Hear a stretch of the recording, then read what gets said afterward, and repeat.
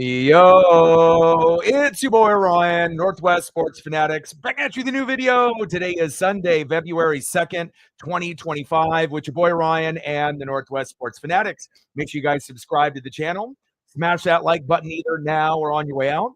Donate to your boy if you can. Cash App $ORION NWSF or the YouTube Super Chat right here. We got the NASCAR Cup Series, the first race of the year, the Cookout Clash at Bowman Gray Stadium. Can't wait. We are going to be able to get started up here in just a few minutes. And obviously from the qualifiers, Larson and Barry ended up advancing in the last qualifier. Definitely excited to see where we're going to go here tonight. And welcome back, NASCAR fans. You know, this has been a long time coming. And if you think about it, the season lasts from February roughly into November. But when it's December and January, we are itching for NASCAR. And obviously we got the Daytona 500 in 2 weeks. We got Super Bowl obviously next week on Sunday, so no NASCAR race then, but definitely excited for the 500. But I'm very, very excited about the Clash, the Cookout here at Bowman Gray. Let's go, baby. I am ready.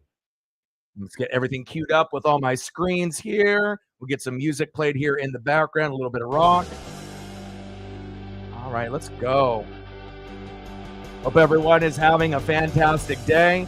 And again, I've been waiting for this for quite some time, and I'm just hoping everything will transition smoothly here into 2025. Chris Myers, Noah Gragson, Kevin Harvick, JV McMurray, and Clint Boyer on the broadcast. All right, let me get all settled in here. And again, we'll be throwing up a lot of different photos of your favorite drivers. Obviously, mine is Chase Elliott. I like a lot of father-son combos. Loved watching Bill. Obviously, earlier in the career, all-time for me will be obviously Dale Earnhardt and Dale Earnhardt Jr. Obviously, that father-son combo is obviously great. But the cool thing here is we'll be able to throw up different photos, past or present, of your favorite drivers or the drivers' cars. Something a little bit different and unique compared to the other streams that are on YouTube. Let's go, baby. I am ready. I think I got everything set up.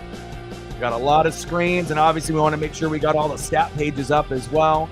And again, I imagine the race will be starting here probably in just a few minutes. Obviously, they're just wrapping up the last qualifier with Larson and Barry advancing. So they're going to be doing some interviews, you know, checking the cars, making sure everything is kind of good to go. And then we will be racing here in 2025 for the very first time, which is very exciting. Like, sub, donate, comment, share. If you haven't smashed that like button yet, please do. Help us get to 20 within the first hour, 30 to 50. Obviously, if we get a little bit of momentum, and then once we go there, you never know, we might be able to go over that 100-yard mark or more.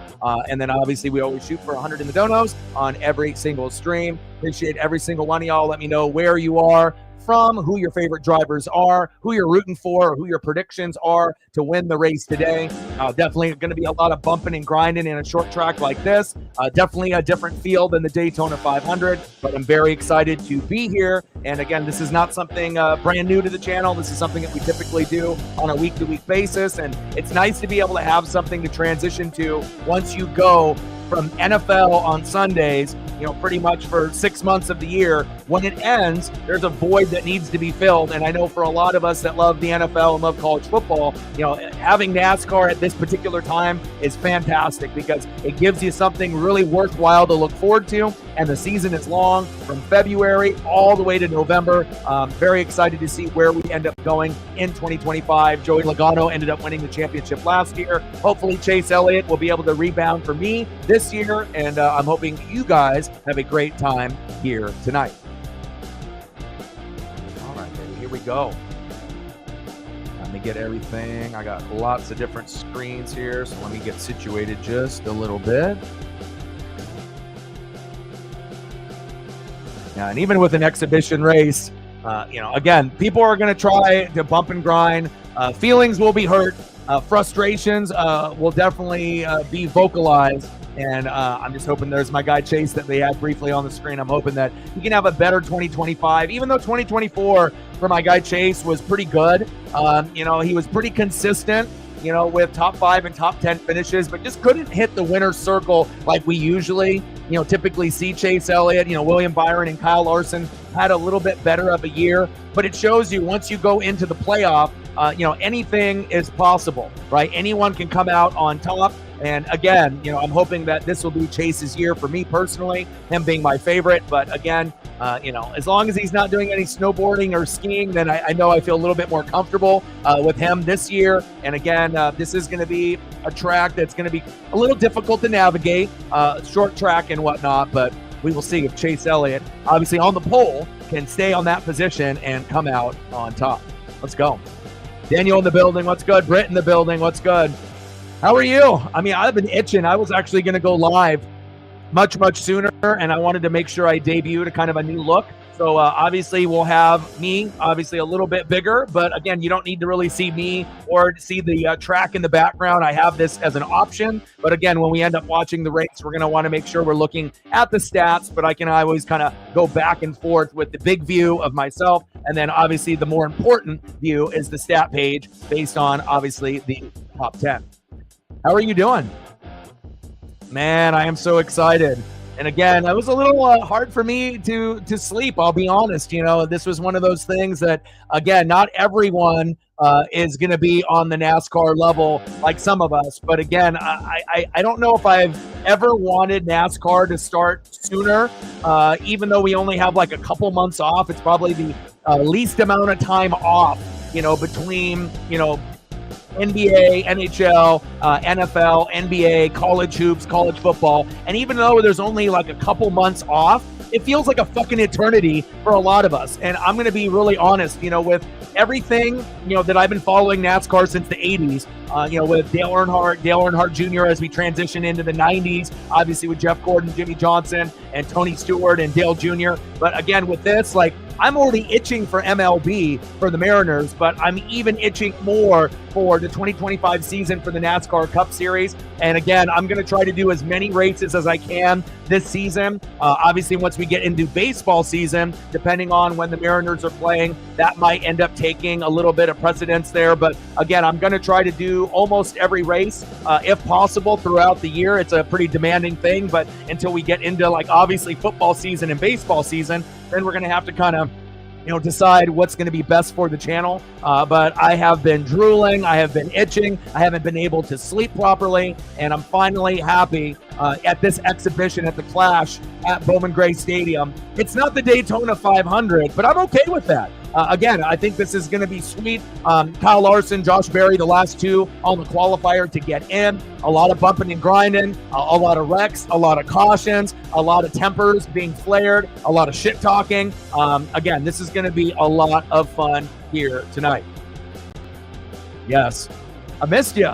Glad to be able to see you in the room. Like, sub, donate, comment, share. Let's take advantage of a good following that we're going to have. And again, with the new format, I think it's going to do very, very well. We can always bounce to this format and I can end up showing photos. But again, we're going to be usually using this particular format for a majority of the stream, unless, we have some kind of, little delay and we want to be able to go into some other photos and whatnot. Let's get to 100 in donos. Let's do it. Here in the building. What's good? Absolutely. Let's go. Smash that like button.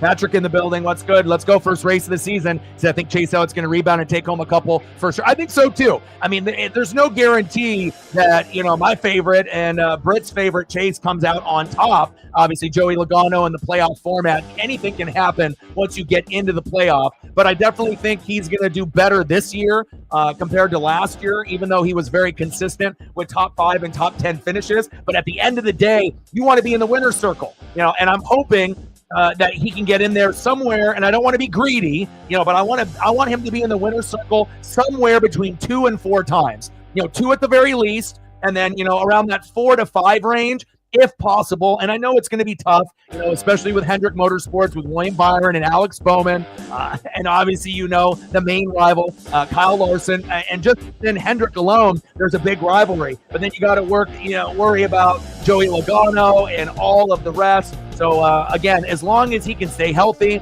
stay away from the winter sports, no snowboarding, no skiing, stay focused, grind it out.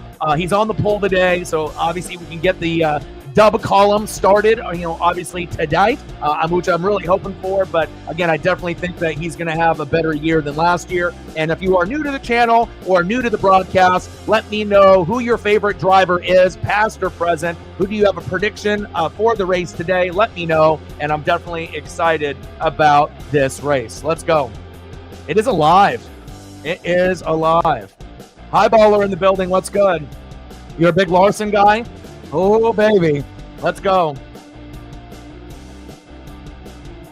You did? Yeah, and it seems like he does have the smile and confidence back. Last year was kind of a frustration year, and I think that you would agree with that. It just seemed like, he was getting some top 5 and top 10 finishes, and he was one of the most consistent drivers throughout the year, but just fell short, at the key moments on like that last pit stop, those last kind of decisions that need to be made. And if you have a couple bad pits late, that could be all the difference from finishing in the top 10 or out of the top 10 or in the top 5 or winning the damn race. So I think that the swagger is back, the aura is back, and hopefully you and me, Brett, are going to be celebrating for Chase in the winner's circle, hopefully 4 or 5 times. But if it's not that many, hopefully at least 2 or 3. Bare minimum 1, but I think he's better than that. Obviously, we know that, he is a guy that can bring the championship home, and we saw Joey Logano win it last year. It's time for Hendrick to bring it home, and if it's not Hendrick, and if it's not a Chevy, we'll have to see who is going to be champ here in 2025. Let's go. I'm excited, man. And again, I've definitely took some extra time to, go through the thumbnail, and I hope you guys like that. Obviously, we've done a older format that kind of looked like this, but I wanted to make sure that, I gave you the chase, which I'm going to give you every week. We got the big logo there. And again, it took a little time for me to be able to make this, but I think it turned out fantastic, obviously based off the results that we're getting here early on. And obviously being able to throw up photos of the actual cars and drivers of everyone's favorite throughout the broadcast will actually add an extra element that no other really stream has. Definitely excited to see where we go here in the Cookout Clash at Bowman Gray. Let's go. Exciting. Hard for me to sleep. And again, I know not everyone, is going to be on the same level as excitement as myself and a few others like Britt. But, like I said, I love football. And I know a lot of y'all probably love football as well with college football and the NFL. But I'm going to be dead ass honest. Sometimes, wrestling with WWE and NASCAR are just at that same level of football. And actually sometimes even higher than the NFL and college football, which is kind of insane for me to say, but it's true. I love watching every single week, and I love being able to even try to get into the Xfinity series, the truck series. I try to watch as much as I possibly can. Started watching in the 80s and 90s, and then, as I got a little bit older and, kind of getting into more football and baseball and wrestling, there was a little bit of a time period where I took a little bit of a step back from it. But within the last probably 5 to 10 years, I just got back to exactly where I was, in the 80s and 90s. But there was a little bit of a transitional period, when we had the Jimmy Johnson and Jeff Gordon era to where we're at now, and a different type of car, a different type of racing. But very excited to see what we get here today. Let's go. Yeah, and Chip Kelly going to the Raiders. Interesting there. At least Oregon won't have to deal with that anymore. But again, I'm not really sure how that's going to work out for Chip on the NFL level. I think he's a better college coach or college OC, but I wish him the best. And then we'll see how that works out, obviously, moving forward.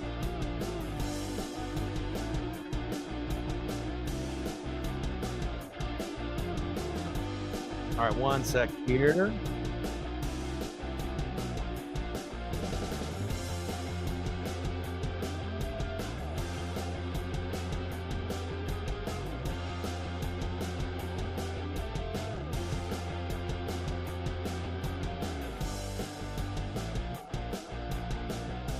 One sec here.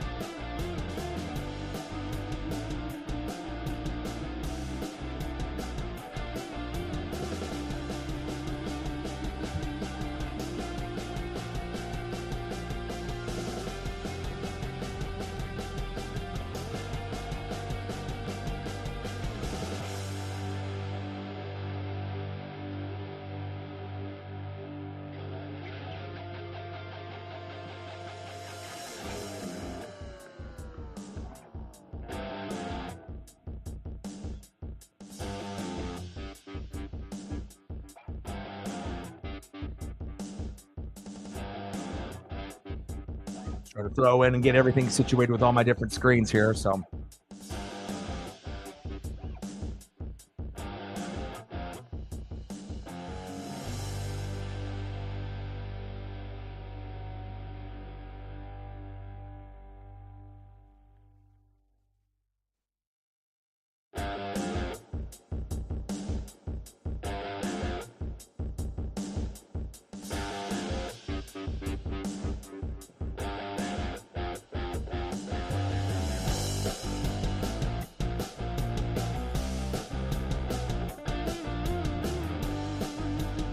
Talking to my buddy. We're getting ready for the broadcast here, so everyone's getting situated here in the Pacific Northwest. So as we see William Byron and a few others there, everyone kind of getting ready for introductions and everything else. Chip Kelly, $6 million. Wow. Highest paid coordinator. Wow. That is some good. Okay, that makes sense, because I would assume at Ohio State, he probably got about half that.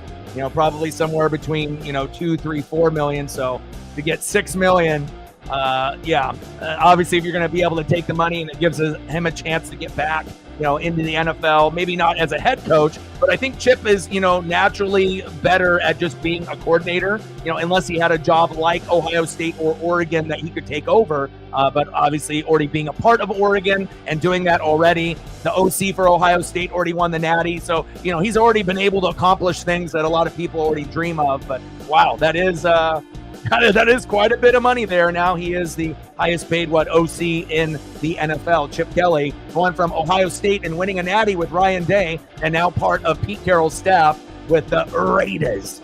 And I kind of felt like, even with Vrabel and Pete Carroll, for the Patriots and the Raiders, they still have a lot of room to grow and they have a lot of holes they need to fill, but they probably have the best chance to be able to keep their job longer than 2 years than everyone else, even including guys like Ben Johnson, unless they just want to give him 3 to 4 years to work with Caleb to work it out. But again, a lot of the coordinators that were hired and these head coaches were still waiting on Kellen Moore to finish the Super Bowl. And if they end up winning or losing, I would assume he'll be the head coach of the Saints. And then we will be done in the coaching carousel. But again, we still got to wait for that Super Bowl to see what happens next.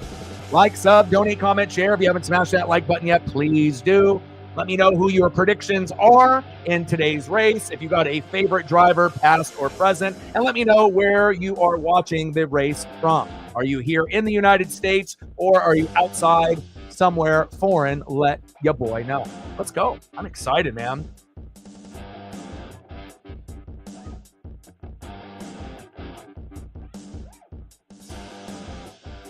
And I think the thumb turned out pretty good. It took me quite a while. I had a kind of an idea of what I wanted to have it look like, and I wanted to make sure the graphics kind of popped, and I want to make sure that we got Chase on there represented well. I got the brand new car, for today's race. So obviously I'm going to link that, every week. But I think it turned out exactly in my vision of what it would look like, and definitely excited to be able to watch NASCAR this season with everyone across the globe. Let's go. Yeah, the Bieniemy hire is a little interesting because, you got to think to go from an OC and then no one said that, he was good enough to be a head coach for whatever reason, and then was the head coach for UCLA, and then, now to go here, it makes you kind of wonder, did he burn his bridges in Kansas City with Andy Reid? Like, why isn't he going back to Kansas City? They love to bring back, players and coaches that have been there before. It just makes you kind of wonder why has Kansas City, and obviously they've proven that they don't need Bieniemy and they don't need Tyreek Hill to win championships, but it seems like it would be kind of a natural place for him to go. But I guess if he has to start with the Bears and work his way up or getting back to that particular location, then maybe this will be a good start for him being in the NFL rather than being at UCLA. So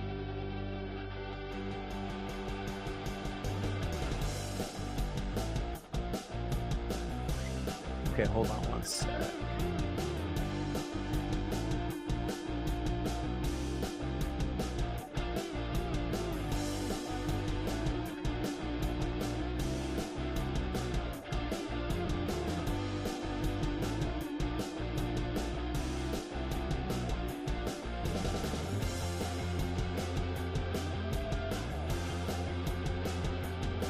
Yes. And that was something that we were going to get into at some point or another.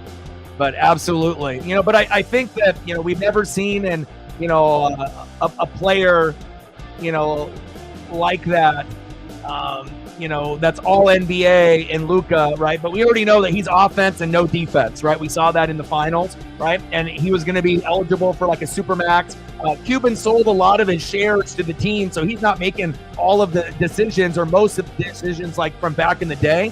And, they want someone that can play defense. But essentially, the Lakers made the deal because LeBron is almost on the way out. So if you can get a Luka Doncic to come in, that's the face of the franchise, and it can take over after LeBron leaves the game, and they still have a superstar for the next 10 to 15 years. So obviously, Laker fans are excited, even though if they liked Anthony Davis, you got Luka and LeBron for now, and then you'll have Luka taking over as the face. Now, obviously, Luka can't play defense and sometimes is a little overweight.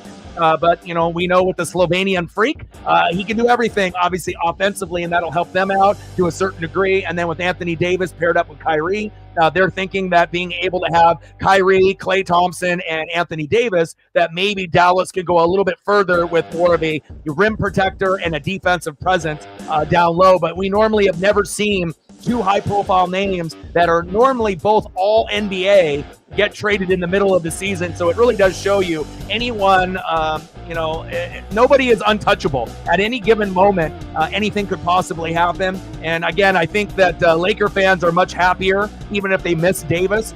They're much happier than Maverick fans. Maverick fans are on a little bit of an alert status. You have to be able to, look out for them because I don't think that they're doing very well mentally. That's facts.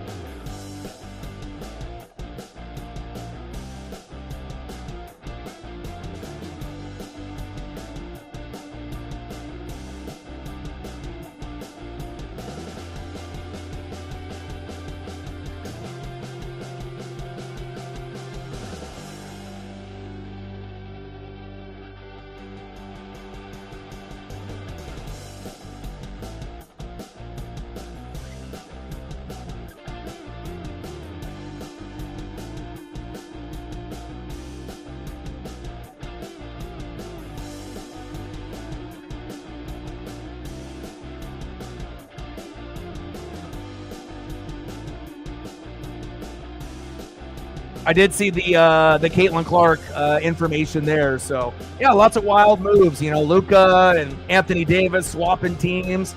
Again, that's always going to be a crazy thing in the sports world. Chip Kelly going to the Raiders as the highest paid offensive coordinator in the NFL to join Pete Carroll. So for Oregon fans like me and Matt, we don't have to worry about seeing him anymore calling plays. And, again, they're going to find someone else that will do a good job, but it won't be the same as having Chip Kelly. So, again, Ohio State is still going to be, in the running for the Natty every single year, but they might not have as good of a play caller as Chip was. And Chip was definitely an essential piece for Ryan Day in keeping his job. And, I wish Chip all the success. I was actually hoping that he would stay there for a little bit longer so we could get payback, but he gets $6 million a year. He ends up being the highest paid OC. Hard to turn down money like that. And you get to join a guy like Pete Carroll. And I know both of those guys get along because if they didn't, they wouldn't be pairing up together. So very interesting to see how that team looks as we go into 2025. And again, it definitely is a big win for Pete Carroll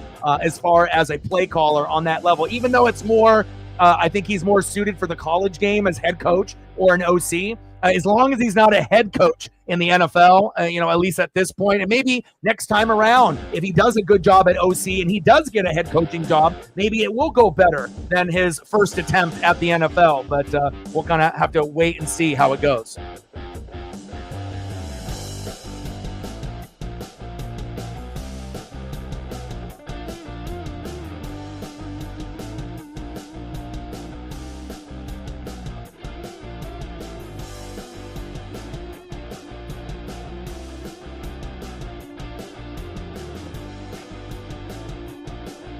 Captain in the building. What's good? How are you? Case Elliott, there's my guy. starting first in the Clash. Best Clash finished second in 2021. Let's go, baby. He's got the swagger. He's got the smile. We are so excited for racing. And then again, the Daytona 500 is in 2 weeks. We got the Super Bowl next week. But I'm really going to try to be able to implement, NASCAR streams weekly, especially when we don't have anything on Sundays anymore to kind of fall back on, since the NFL will be over next Sunday when we watch the Super Bowl. So, and then a week after that, we get the NASCAR Cup Series Daytona 500, and I'll be very excited about that race as well.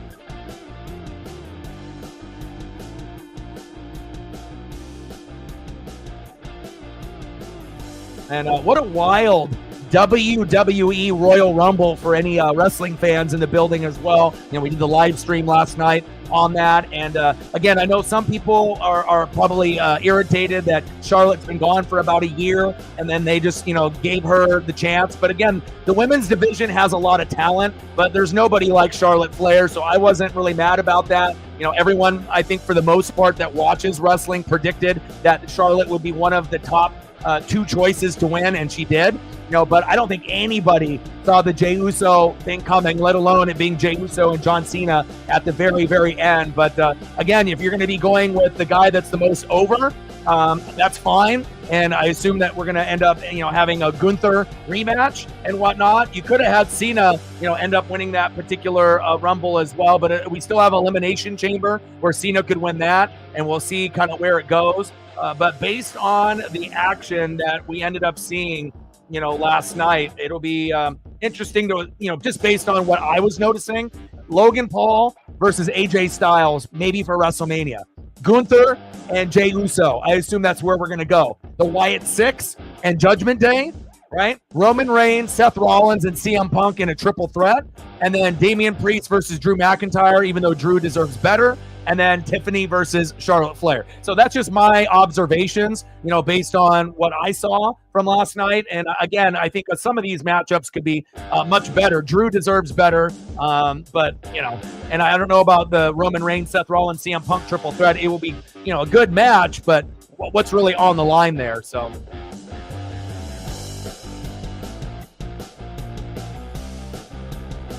Yes, Captain.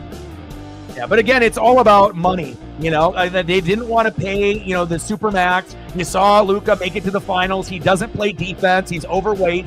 He's just a one-way player. And so with Anthony Davis, he's old, but it definitely gives you someone that can rebound and defend, and you have a better chance short-term to go further with Anthony Davis, with Klay Thompson and Kyrie, even though I don't think anyone thinks that Dallas or the Lakers are going to go far anyways. And then obviously the Lakers did the deal because LeBron's almost on the way out, and after LeBron retires in a year or two, Luka can be the face of the franchise for the next 10 to 15 years. So I kind of see why, and that they went that particular route. But again, Maverick fans are losing their goddamn minds because they invested a lot in Luka. But again, maybe if Luka actually fucking played defense, that he would still be there. But again, they didn't want to pay a Supermax contract for making him the richest player in the NBA for a guy that can only play offense. And I'm pretty damn sure that's the reason why that they decided to make that move. Again, defense wins games, defense wins championships. But the problem is that they're both all NBA, but Anthony Davis is almost done. He's only got a couple years left. Luka is 25 and still in his prime and could go for another 10 or 15 years. So I don't know. We're going to have to wait and see how it all plays out. But I don't think anyone thinks the Lakers or the Mavericks are winning the title anytime soon. But it was a shocking trade, to say the least.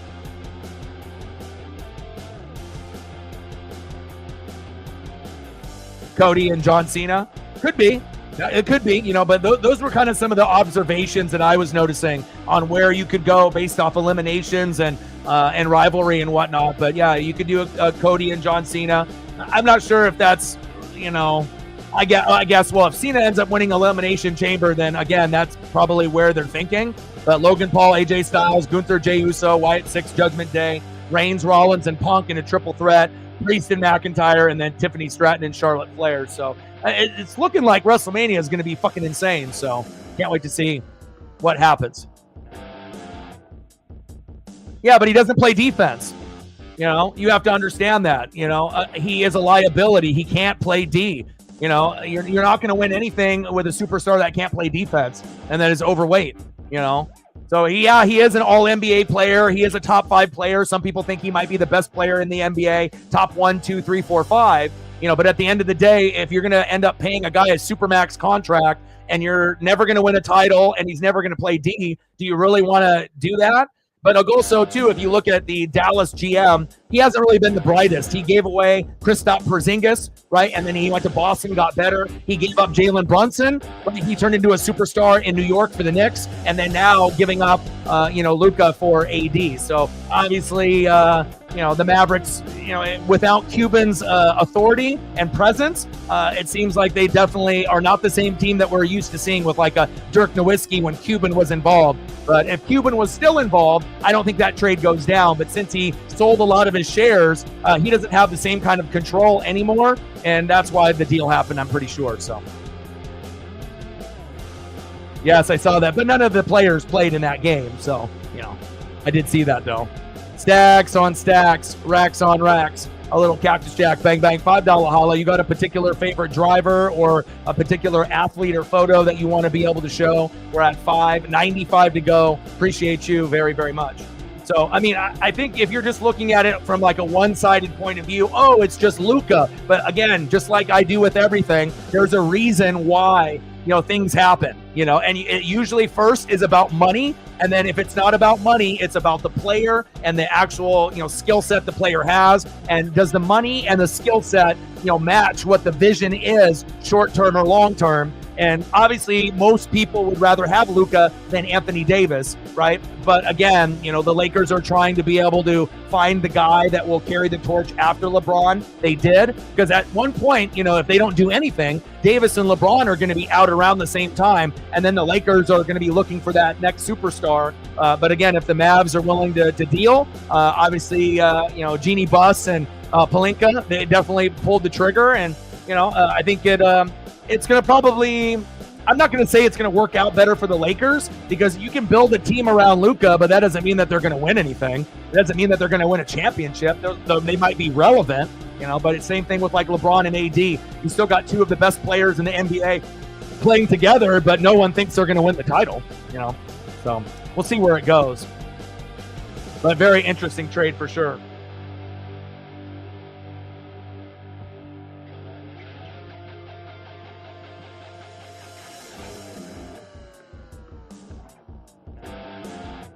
Got me another trade.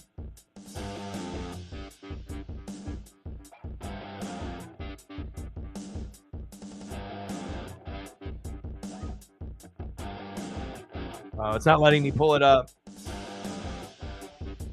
Twitter/X.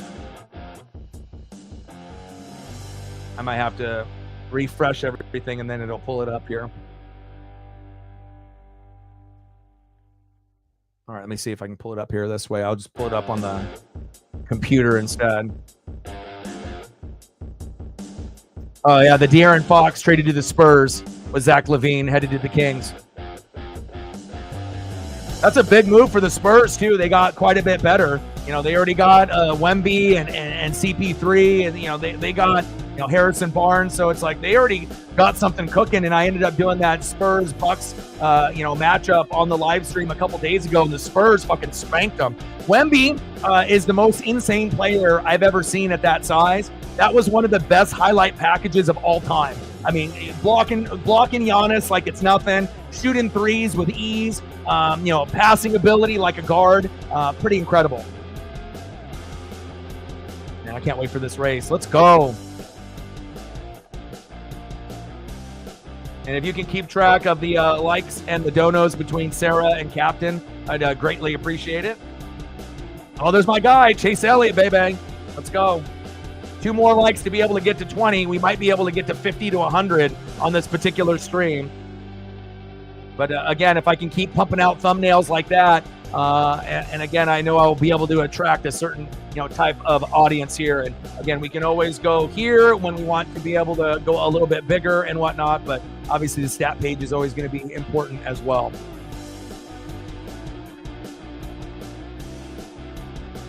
Exciting, man. First race of the NASCAR Cup Series in 2025. Mike Joy, Clint Boyer, Kevin Harvick. Let's go.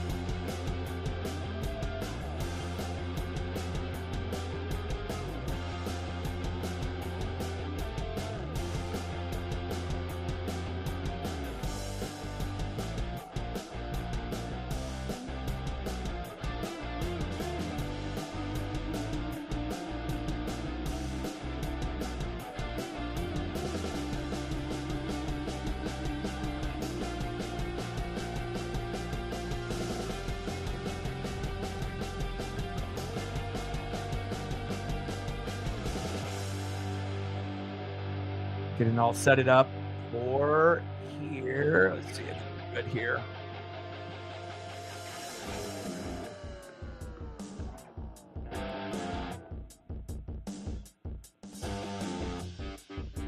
Kyle Busch. Okay. Rowdy, I got you.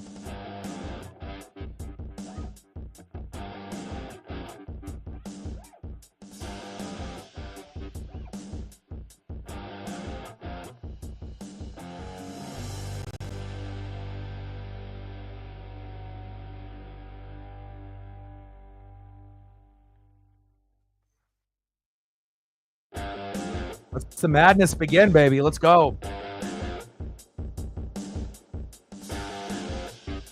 I do miss Kyle Busch in the M&M car too as well. I know I'm not the only one. I mean, even when he was in the Skittles car, but it still wasn't the same. M&M's was by far the best.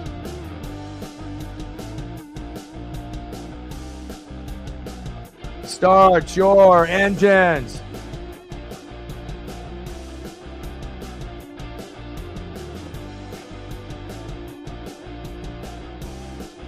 And for anyone that donates, we'll be able to throw up different photos, past or present, for any of your favorite drivers.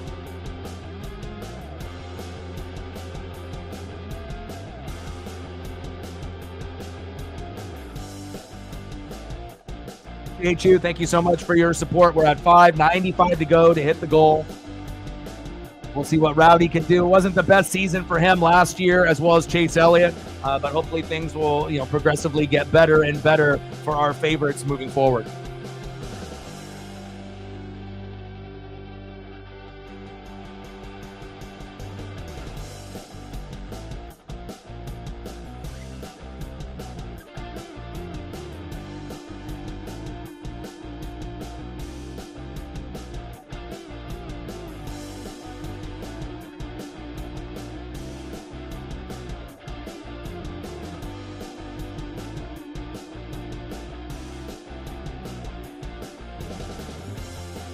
Appreciate you, my guy. And again, we're going to have a very busy, NASCAR Cup Series, season, first race of the year. Fucking exciting. Again, and then we'll have a break, obviously, with the Super Bowl Sunday next week. And then we go to the Daytona 500, and I'm going to be doing all of those events, Super Bowl, and then once that is completed, football is done, for 2024, 2025 until we go into the fall, and then we can transition and focus on NASCAR on Sundays exclusively until we get into baseball season in April. Very excited.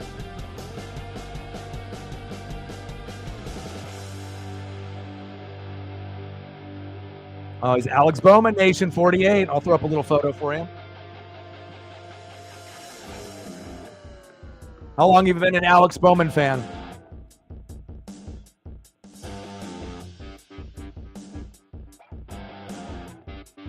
Hendrick Motorsports. You got Bowman, you got Chase Elliott, you got Kyle Larson. I mean, it's just William Byron. I mean, it's kind of unfair to a certain degree, but again, just because you end up having Hendrick Motorsports in the with the Chevys. We saw what happened in the playoffs, and again, anything can happen on any given race on any given day. And it was just kind of crazy that towards the end, even with all the wins that Kyle Larson had, he wasn't even in the running at the end. So it shows you can still end up winning 5, 6, 7 races, and it still may not be enough to be a champion at the end of the day. And Joey Logano ended up being king last year. I don't think we're going to have a repeat winner, but again, I definitely Joey's not like one of my favorites, but I definitely respect him as a driver. He definitely has a skill set to be a champion. But again, just like in NASCAR, not everyone is going to root for the same type of drivers. Some people are going to be a Team Ford, some are going to be Team Chevy, some are going to be with Penske, some are going to be with Hendrick. So and some are going to have better personalities than others, and some are going to be better drivers. So sometimes it comes down to the sponsorship and the driver and their kind of personality and whatnot. Like for me, I've always been Dale Earnhardt, the Intimidator, Dale Jr. with the Budweiser 8, and then obviously Bill Elliott, Chase Elliott. And again, some people are Jimmy guys, some guys are Jeff guys or Tony Stewart guys. And then we transition obviously now into 2025. It's going to be super competitive, a lot of bumping and grinding, and I can't wait to see what we get here.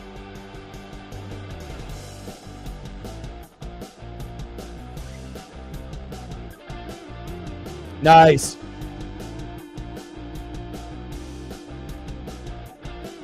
Yeah, I mean, it's better than the Coliseum, where they were doing races before the Daytona 500. I like, short track. Like, again, you get a wide range. You're going to get off-road track. There's my boy Chase Elliott. You're going to be able to get, short track racing. You're going to get long track racing. You're going to get, a lot of different styles throughout the year. And this might be a little bit tight, for the drivers and whatnot. We're going to definitely get a lot of cautions, that's for damn sure. But I think that's what's going to make it kind of fun, that they're going to be so close to each other and the track is so small that, the cautions may extend this race a little bit. But I think that the, moves are going to be fun. You're definitely going to see some emotions rise. And again, it's just nice to be able to get the 2025 season started, regardless if it's short track or long track racing, or even if off-road when we get into that, like Watkins Glen later on in the year. But Daytona 500 in 2 weeks. So this will be the only race, obviously, until that time period. So let's get locked and loaded and enjoy some NASCAR Cup Series racing. Let's go.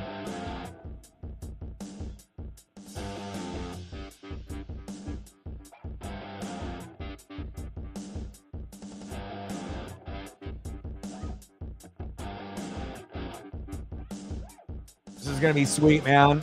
And like I said, I've been itching, for NASCAR for such a long time. And I'll be honest, like I said, sometimes, NASCAR and WWE are even ahead of football for me sometimes, just depending on what the event is. And again, I don't think I've been this itchy to be able to watch NASCAR or MLB start ever in my life. And NASCAR starts today. We get MLB in April.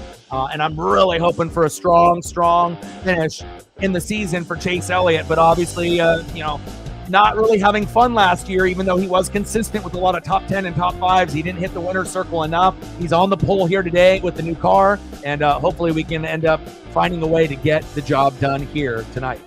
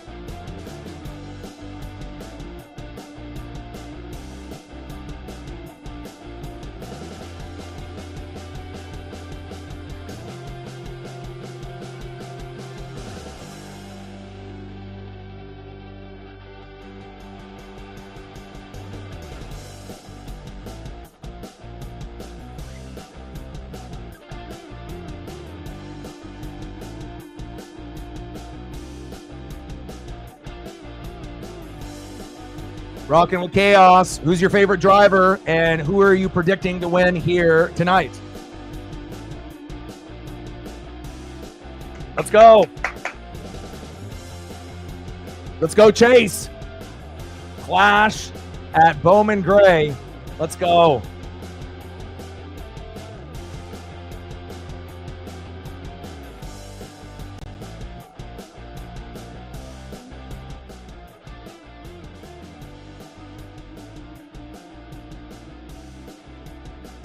Elliott, Buscher, Reddick, Hamlin, Keselowski. Let's go, baby. And again, it's not going to be that long since we're only doing 200 laps. It's not like a 500-lap race. So it's probably going to be about a 2-hour race, roughly. I mean, depending on the cautions, it might get pushed out to 2 hours and 30 minutes and whatnot, but it's not going to be like a 4 or 5-hour race tonight. I mean, with a blink of an eye, we're already going to be at like 10 laps. And, again, it's going to go very quick.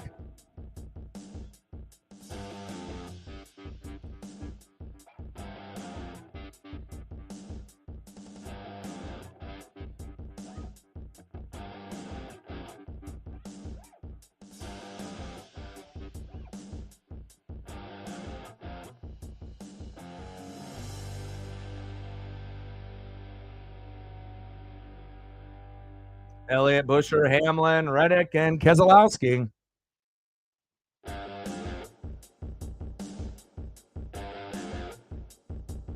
I know a lot of people were pretty shocked that Cena, didn't win, but again, they might have another, idea for him. And, Jay has definitely worked his way up, the ladder, and the bloodline was popular for a reason with Roman, and it's pretty cool that Jay ended up winning, even though a lot of people were shocked by it. Yeet. Elliott, Busher, Hamlin, Reddick, and Keselowski, your top 5. And we're already, like I said, once you start this type of race, I mean, the laps are going to be going pretty quickly here in the Clash.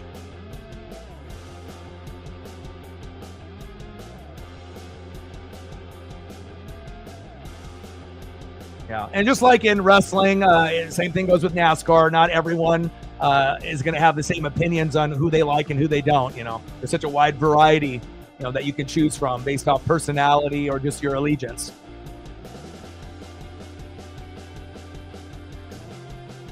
Elliott, Busher, Hamlin, Reddick, Keselowski, Briscoe, Bell, Logano, Blaney, and Gisbergen, and your top 10. It's the OTC.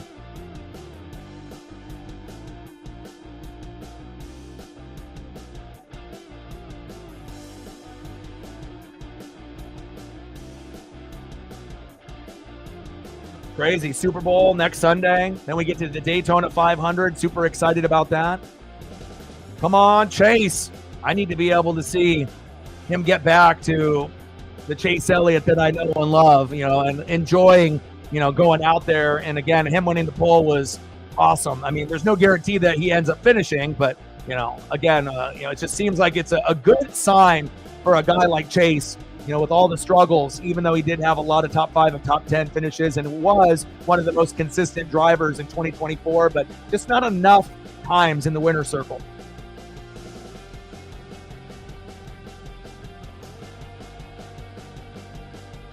Elliott, Busher, Hamlin, Reddick, and Keselowski still in your top 5. And again, Chase Elliott leading all 15 laps in the first 15 that ended up going there. Let's go, baby. Cole in the building. What's good?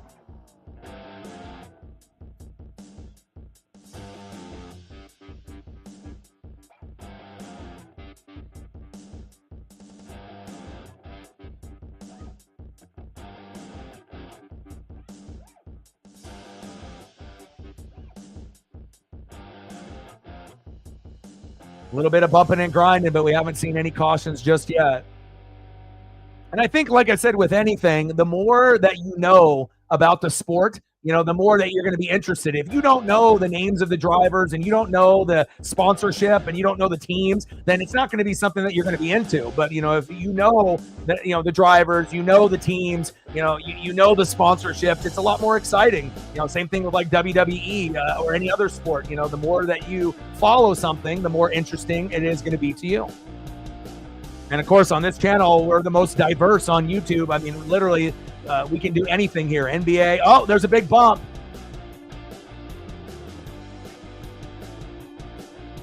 Uh-oh, Rowdy. Uh-oh, retaliation is going to happen. First caution. Uh-oh. Oh, shit. Kyle Busch back to the backstretch pits. There is going to be some emotions, to say the least.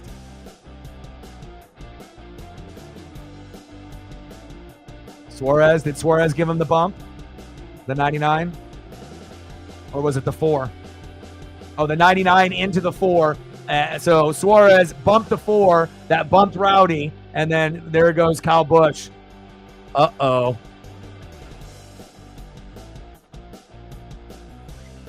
I'm a Chase Elliott guy through and through, so that's definitely who I'll be going for. And, there's other drivers that I definitely respect. And I enjoy watching and whatnot. Like back in the day, it was Dale Earnhardt and Dale Earnhardt Jr. But again, I enjoyed Bill Elliott and Chase Elliott. I like father-son combos. But Rowdy on the mic, Kyle Busch, not too happy.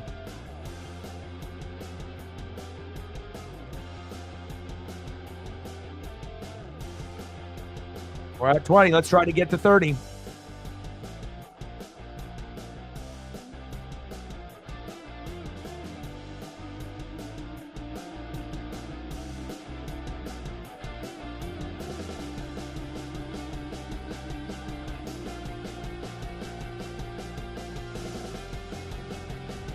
And I don't know, Captain, if you have a link, if you have Fox at your house. I know you kind of have a little bit of a tough service area, based on where you live in Arizona. But if you do need a link to the race, I can hook you up if you need one.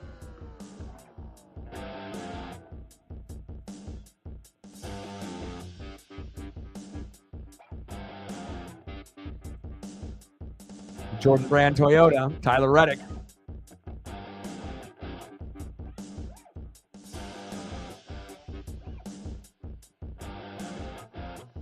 But I've been, like I said, I've been a Napa guy for a long, long time. And, even with, when it was Michael Waltrip, with DEI, with Dale Earnhardt, Jr. and a very young, up and coming Martin Truex Jr. So again, I just love the, colors with the blue and the yellow and just, Napa has just been a thing that's been a part of our family here in the Pacific Northwest for a while. And again, it's just something that, we all have allegiance to, different sponsorships and whatnot. And I'm always going to be a Chase Elliott guy through and through.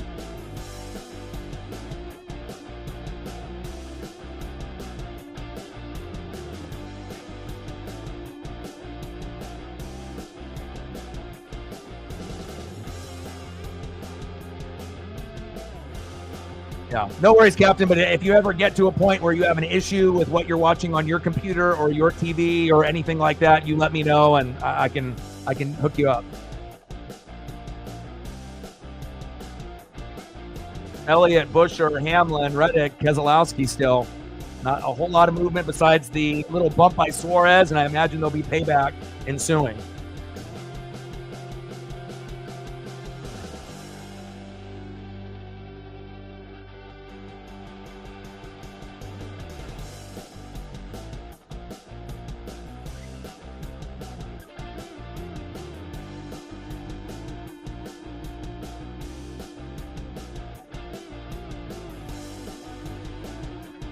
Jacob in the building. What's good? Of course. He misses out on the Super Max, but, Lakers get someone to follow up after LeBron, and, Maverick fans are, definitely not too happy. But, that's what happens when you end up having a GM that, sometimes makes bad moves. Porzingis, Jalen Brunson, and now Luka. So I wouldn't want to be a Maverick fan, I'll tell you that. I know a lot of people have invested a lot of money in Luka jerseys too that are distraught because it's like, yeah, you're still getting Anthony Davis in return, but they don't care at this point. It's like, you're losing Luka, but if Luka actually played defense, maybe he'd still be there. He definitely got exposed last year in the finals. Chase, Busher, Hamlin, Reddick, and Keselowski in your top 5. Reddick, Bell, Logano, Blaney, and Van Giersbergen in your top 10.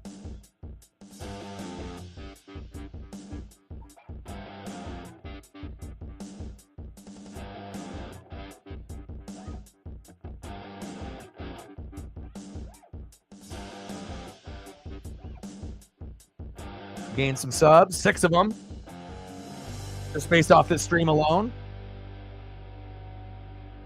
89 to go to get to 20,800. And we're already at 1,900 views on the stream already, which is great. And again, it was really going to come down to, my thumbnail, making ability, and then also having a new format for this year. I don't think there's necessarily anything wrong when you can have a format that's kind of like big like this, where you can actually see the host and you can see the track behind you. But again, for a lot of us, we can go here for a little bit, but I know a lot of us want to be able to, keep track of the stats, whether you're watching on TV or if you're watching a streamer at the same time. So.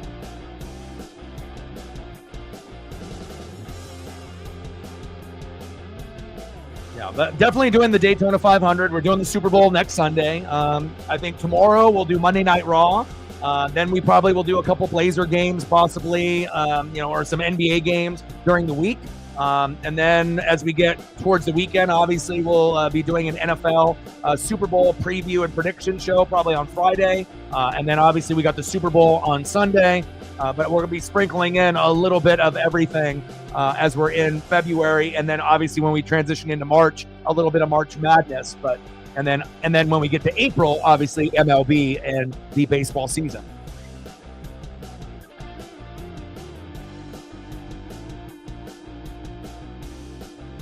Yeah. Well, again, if you don't have a good GM and you don't have a good owner, you're not going to make good decisions. And then again, it's just going to be the same thing over and over and over, and it's just about making profits and not really trying to win.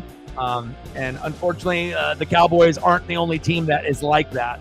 Mariners are kind of in that same boat as well, where we have terrible ownership, where we have some players and we have a top 5 pitching staff, but they never spend the money to make the team better. But even if we did, it's not like anybody's going to be able to compete with the Dodgers, with all the players that they already have. And then like the 15 fucking guys that they signed in the offseason, it's going to be very difficult to be able to beat the Dodgers moving forward.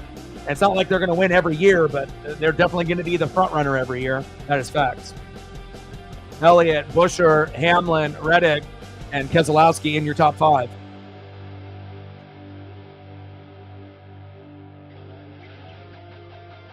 Yeah, well, I think, Patrick, most people that, unless you're a Chiefs fan, everyone's going for the Eagles, either because you don't want the Chiefs to win, you don't want the refs to dictate the game, you just don't want them to three-peat, but again, the only people that are rooting for the Chiefs to win are the Chiefs fans. I think that's a pretty fair statement. I don't think anyone else is really rooting for them, unless you're a Cowboy fan, a Commander fan, or a Giant fan, and you're just like, fuck the Eagles, and you hate them, or you hate the players on the team or something. But I think a good majority of the world is going to be pulling for Philly. But, it's one thing to pull for the underdog, supposedly. But if you really look at it, player for player, the Eagles have a better team, especially on defense, in my opinion, even though both defenses are amazing.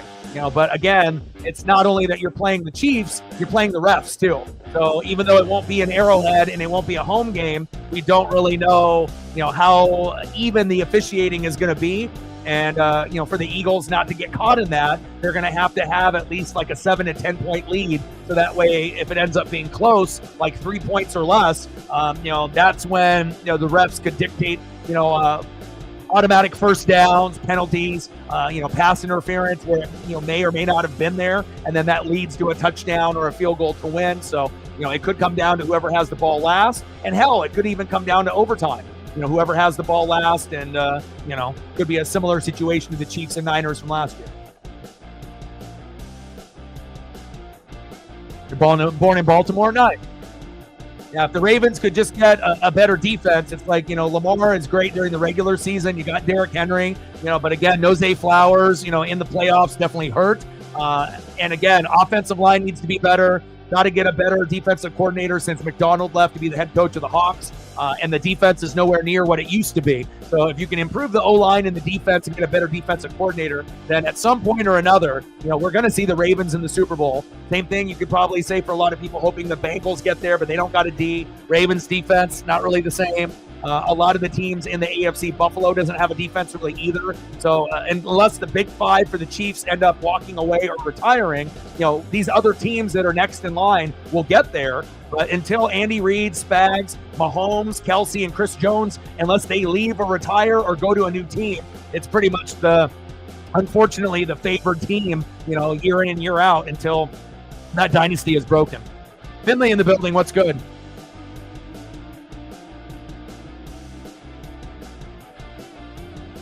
Yeah, but we got fans of, all different teams here, but position group by position group, it'll be pretty close. Offensive line, with Taylor on the right side for the Chiefs is pretty weak. And then obviously we know with Juergens and Dickinson up front, there's some injuries there, but O-line, D-line, defense coaching, play calling will win the Super Bowl, and we'll see who it is.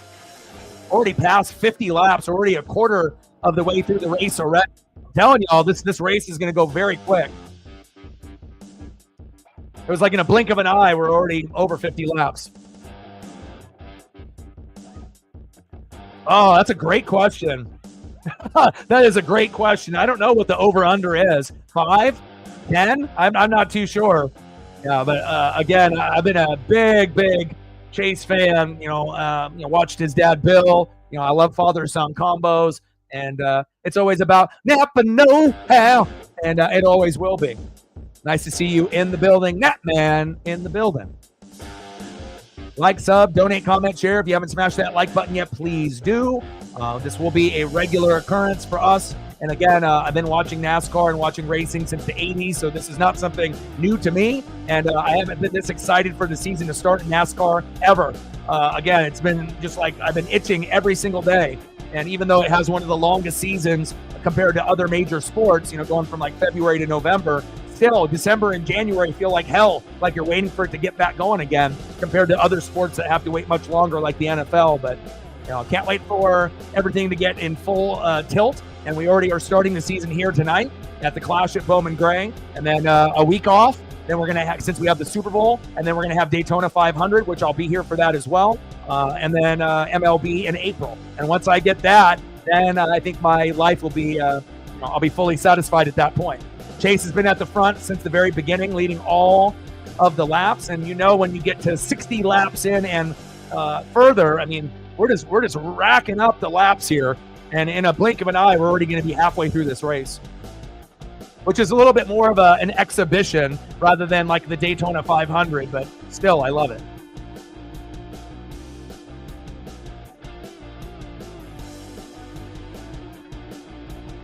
Yes, yeah. I got a big Napa sign, from the Vegas race that you could actually buy in concessions. It's kind of like a very hard plastic, not metal, where it's got the 15 and then the Napa Racing on the other side. It's here in the studio with me and whatnot. So, like I said, even going back to the Michael Waltrip days, and we know Michael Waltrip was never as good as Chase Elliott, even though he won the Daytona 500 when Dale died and whatnot. But I always liked DEI, with Dale Earnhardt Jr. and Michael Waltrip and a very young, Martin Truex back in the day. That was always the thing that I liked rooting for. And then previous to that, it was Dale Jr.'s dad, Dale Earnhardt. That was really the person that got me into NASCAR and into racing.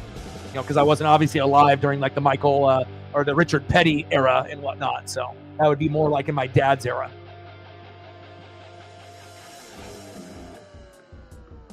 Elliott, Buescher, Hamlin, Reddick, and Keselowski still in your top five.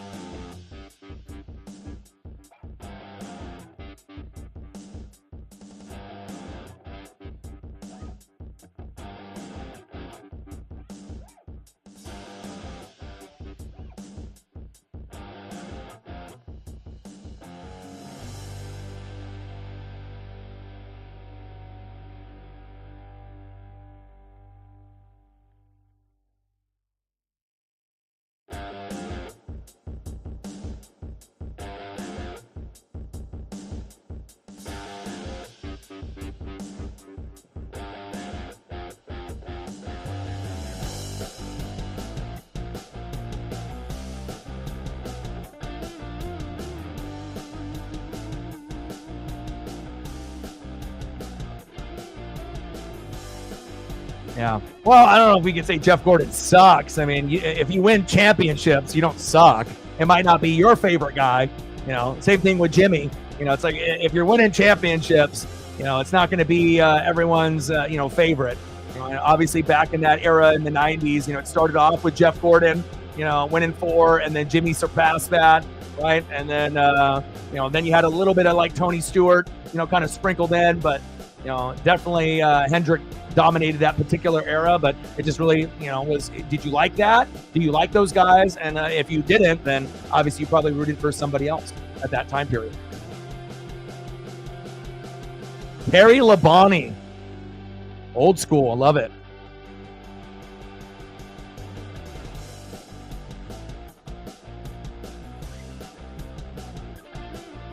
Gain some more subs.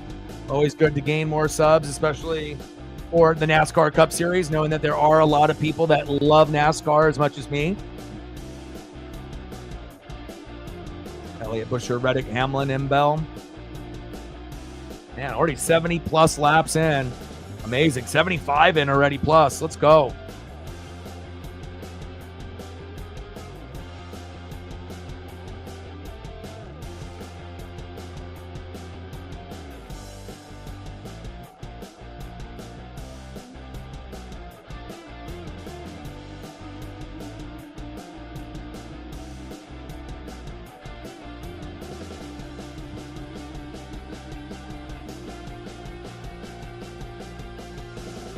Yeah, of course, everyone's going to have drivers that they like and don't like. And again, sometimes when, drivers, win championships or, just based on, their personality or, their sponsorship and whatnot.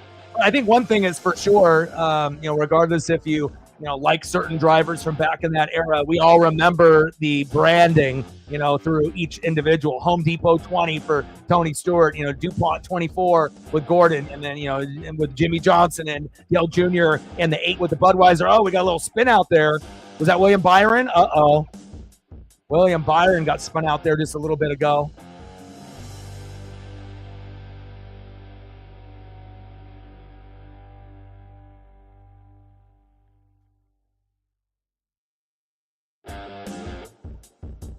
Oh, that's all right. I'm 42, so even though I don't really look like it, we got a wide range of people on the channel from 18 to about 90. So, and not just people in the United States, but across the globe. So, so far, so good. Obviously, Chase has really been dominating up front, but as far as the rest of the, Hendrick Motorsports crew, they're kind of not having as good of a day as Chase Elliott, just so to speak. So Byron's in 21st, Larson's in 14th.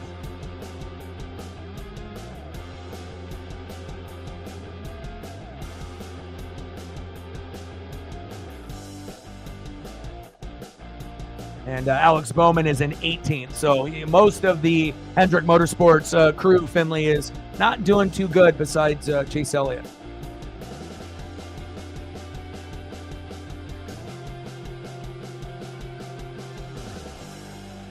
Yeah, and everyone's got their own opinion on who they like and who they don't like. I never was a Jeff Gordon guy. I respected that he was a champion, and I understand like how good he was. I was never a Jimmy guy either. Back then. So, for me, I liked more Dale Earnhardt Jr. at that time period. Michael Waltrip, just because he was part of DEI with Martin Truex Jr. And then I kind of actually leaned a little bit more towards Tony Stewart Smoke more than Jimmy or Jeff, just because I liked his personality a little bit more and the way that he drove, with a lot of passion and whatnot. But again, we all are going to have, drivers that we like and we don't like. And, each individual, has their opinion on, who they want to root for moving forward. Oh, you do? Wow. Do you ever go to Talladega? Do you ever been?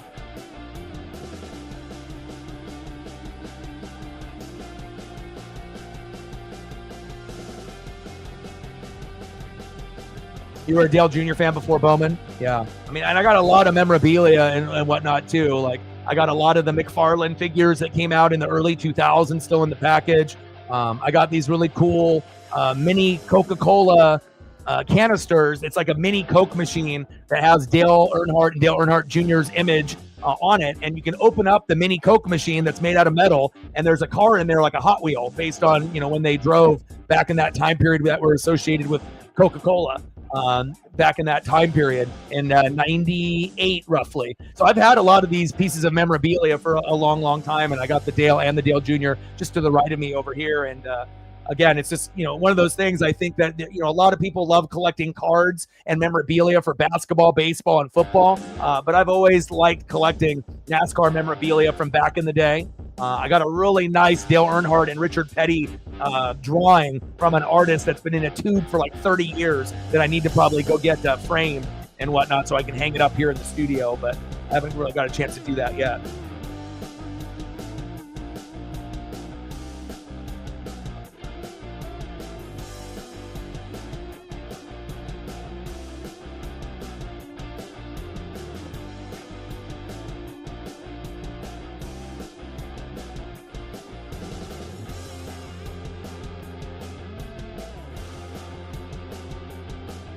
Led all 78 laps. Chase Elliott. Let's go, baby.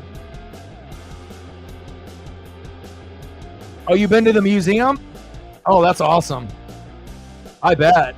Yeah, my dream, if I ever could get to a point, some of these people that, kind of travel, with the races and whatnot. I mean, it would be just amazing to get to a point, just to go to a race and experience, a race. But if you could ever be one of those people that was like rich, that would follow, the races, and you'd have like an RV and you could be in the middle of the track and, sit on the top with a couple lawn chairs with some beer and burgers and dogs and just enjoy the whole environment and whatnot.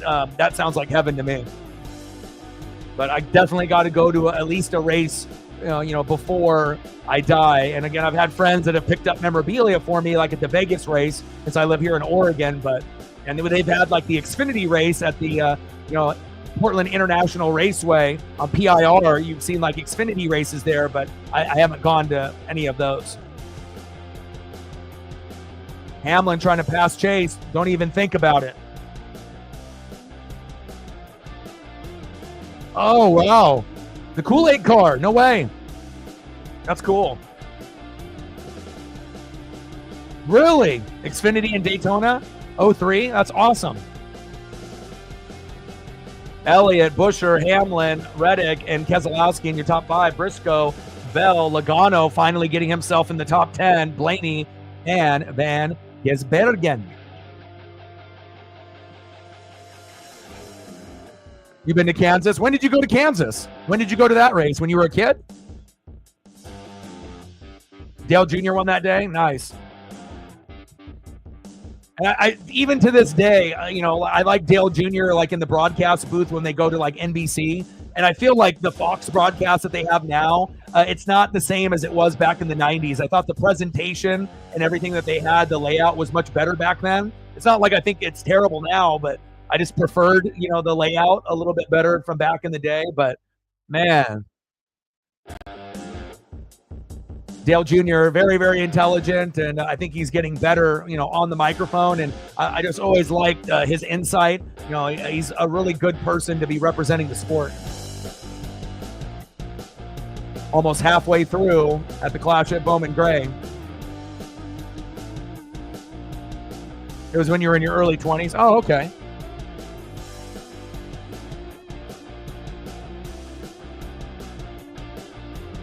Biggest movers, Blaney up 11, Hocevar 7 with Kyle Larson, Austin Cindric up 5, and Bubba Wallace up 4. God, I'm in heaven right now.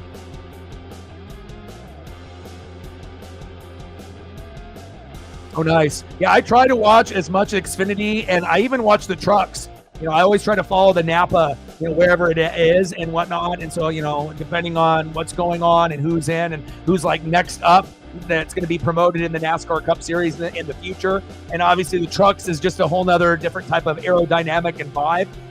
And I always try to go out of my way, always watching NASCAR Cup. But if I have the time, I try to squeeze in the Xfinity at least a little bit, the beginning, middle, and at least the end. And same thing with the trucks. I try to tune in as much as I can. And, I'm not going to be able to watch every trucks in Xfinity just because on the channel I'm doing, basketball, baseball, football, hockey, wrestling. I'm literally doing everything on the channel. But I definitely, in my free time, I try to soak that in so that I can learn a little bit more about the future of the sport. We're almost halfway through here at the Clash at Bowman Gray. Chase Elliott been up front the whole race, and that's what I like. Nice.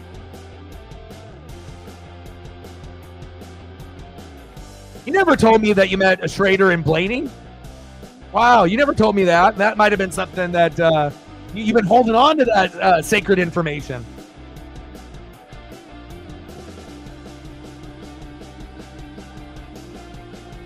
Yeah, a little bit of a position slip there.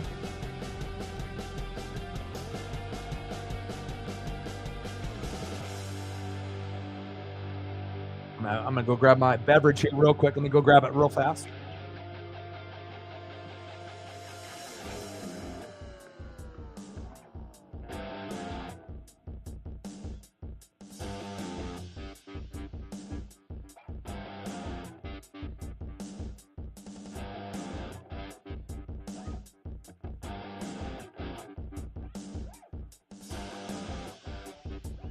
All right, I'm back.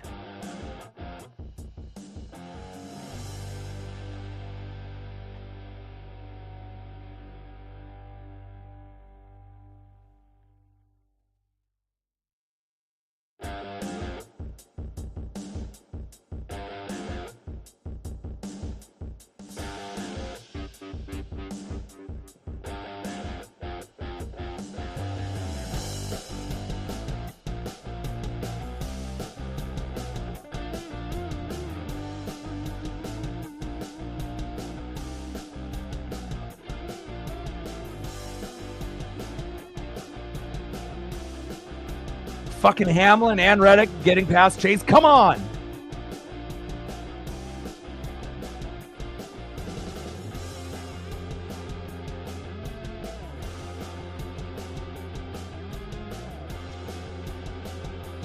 All right, we're more than halfway through the race already. That was fast.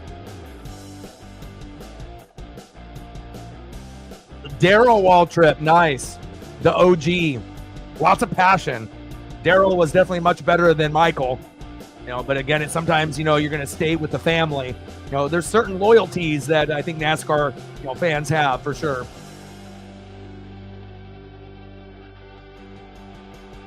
All right, more than halfway through already. I'm seeing if I'm doing some refreshing here to see if we can get everything updated, but you know how NASCAR on NASCAR.com, sometimes it takes a couple seconds for them to, reload all the information properly. So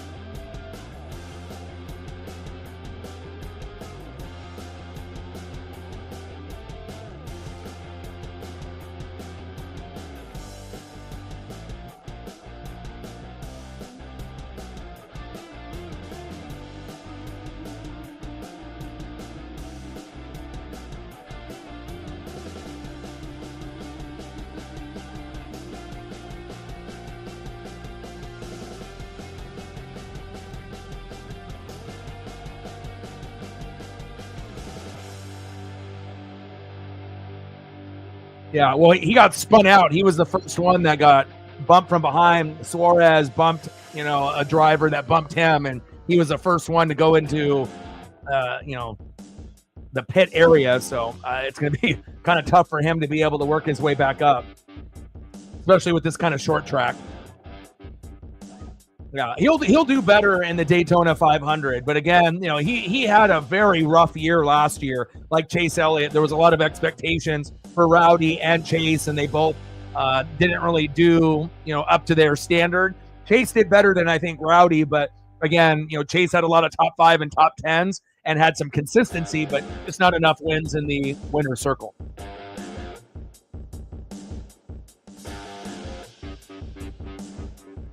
Oh, nice.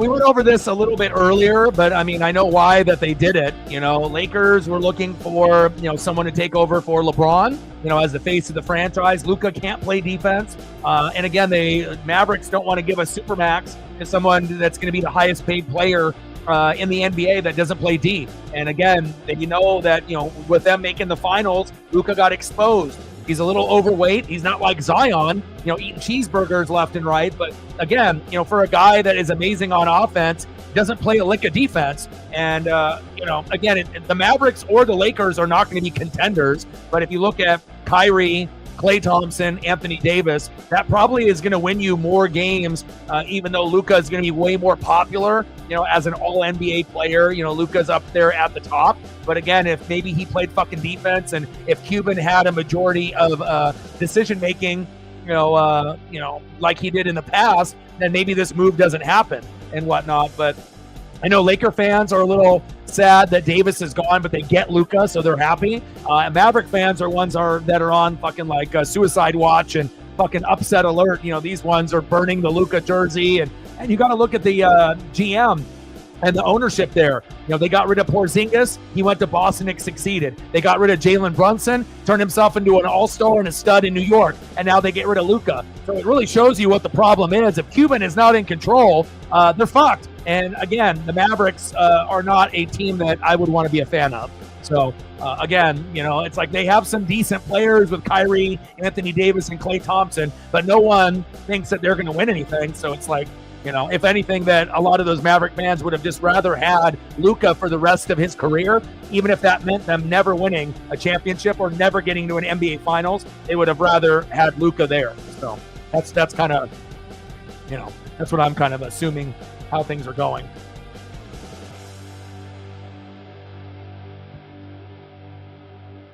But both teams, Lakers and Mavericks, need defense.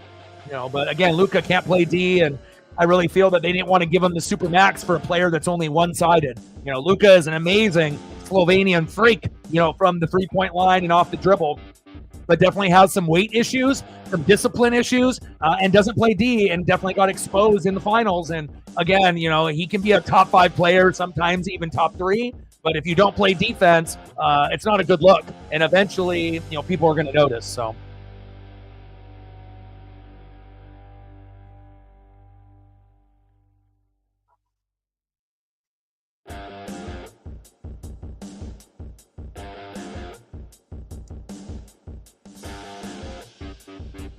Yeah, and we know AD normally can't stay, you know, that healthy to begin with, but it definitely was a money issue. You know, it wasn't just like, you know, oh, we hate Luka and whatnot, but again, they didn't want to have to pay him that supermax. So they wanted to save the money to try to build, you know, a roster with just more than just Luka.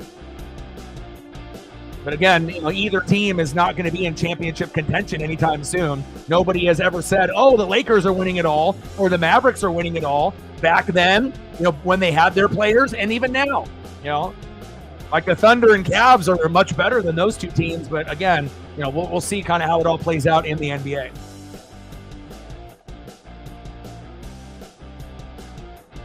Well, LeBron is going to make Luka play defense. So we'll see if that works or not, because they're probably going to fight, you know, and they're probably going to be getting under each other's skin, because I don't know if Luka has it in him to play defense, and LeBron is not going to put up with him being lazy, you know. So again, you know, LeBron can help mentor, but is Luka in his own mind, you know, I'm just as good as you. Why are you telling me what to do? You know, so it could end up leading to some friction. But again, LeBron will try to show him the way. And then if Luka can turn himself into a decent defensive player, maybe the Lakers, you know, in the future, they can build around Luka, and then you might be able to build something, you know. But, you know, Luka and LeBron are not going to win a championship this year, you know. But I know Laker fans are happy. They love AD, but the idea of Luka coming, even if he can't play defense, and they can have a shooter, Laker fans are fucking drooling. They love it.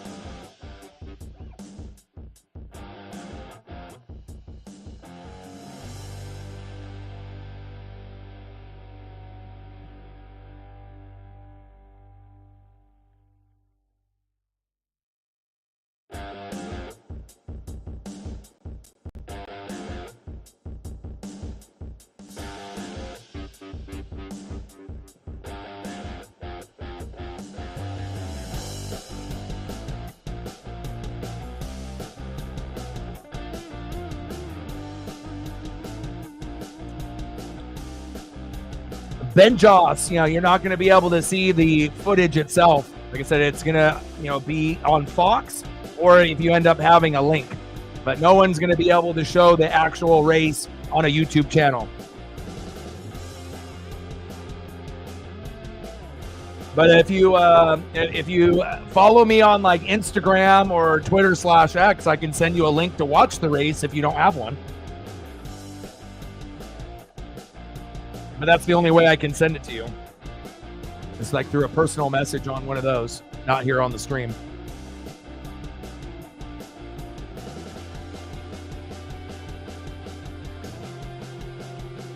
Blaney in 10th.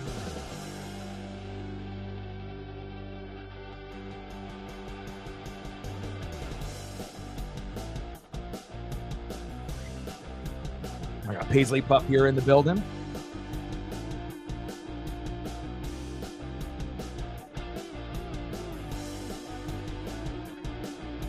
Yeah. I mean, right now it kind of feels like the Thunder and then the Cavs and the Celtics, they probably have the best chance, but you never know. Playoffs are a funny thing where teams can get hot at the right time, and you could always have a serious injury to a superstar or a key role player, and then things can drastically change. So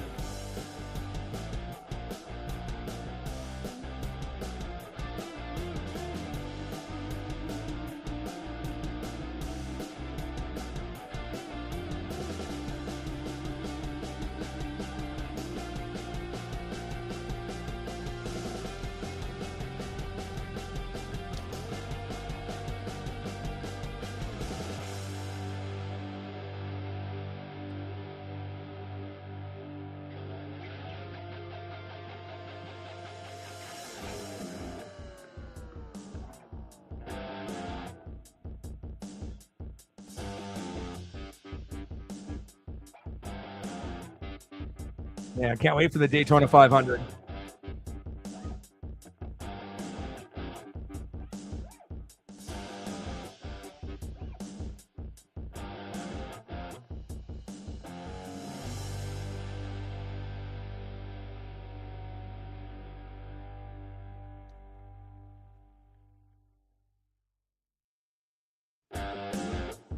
Let's see if I can get everything refreshed. NASCAR is not refreshing as fast as they should, so let me see if I can go here, and because they still have on the other graphic.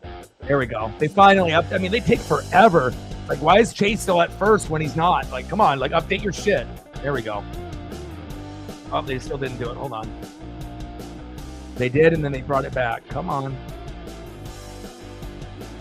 Leaderboard: Hamlin, Reddick, Chase, but it's for whatever reason it's not.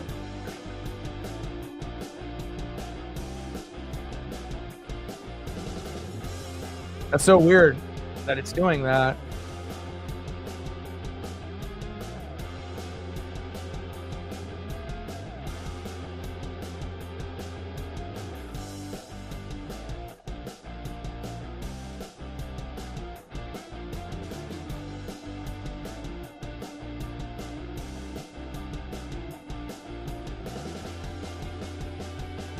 Come on, NASCAR, get your shit together.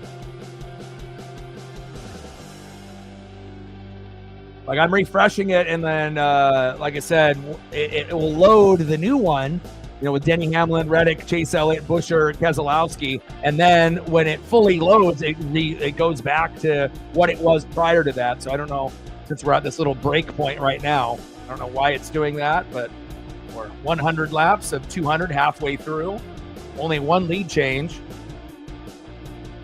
And I'm going to keep trying to see if I can refresh this to get it to be accurate, but who knows if it will work or not.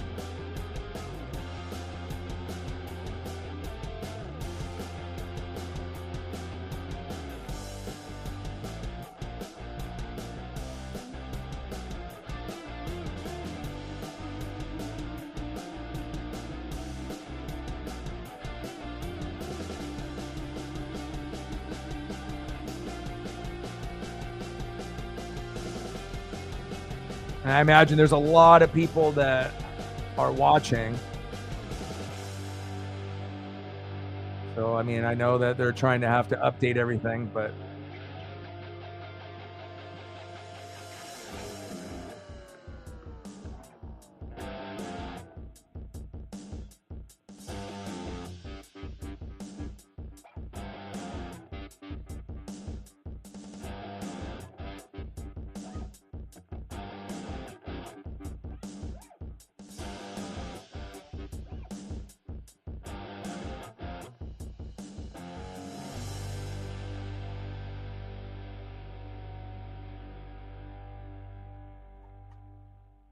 we're at 5:95 to go.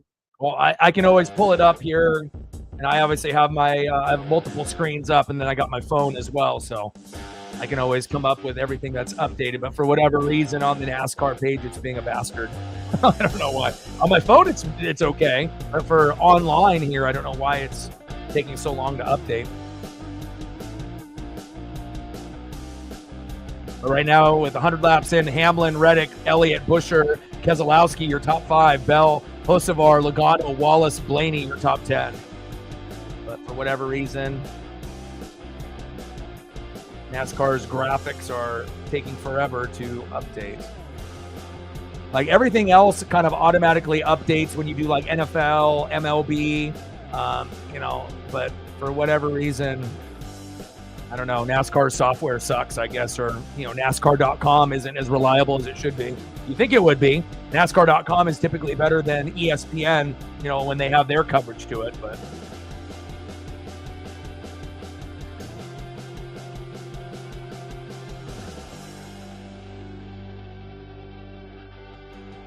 Yeah, him getting a fucking bump from behind early on really screwed him over.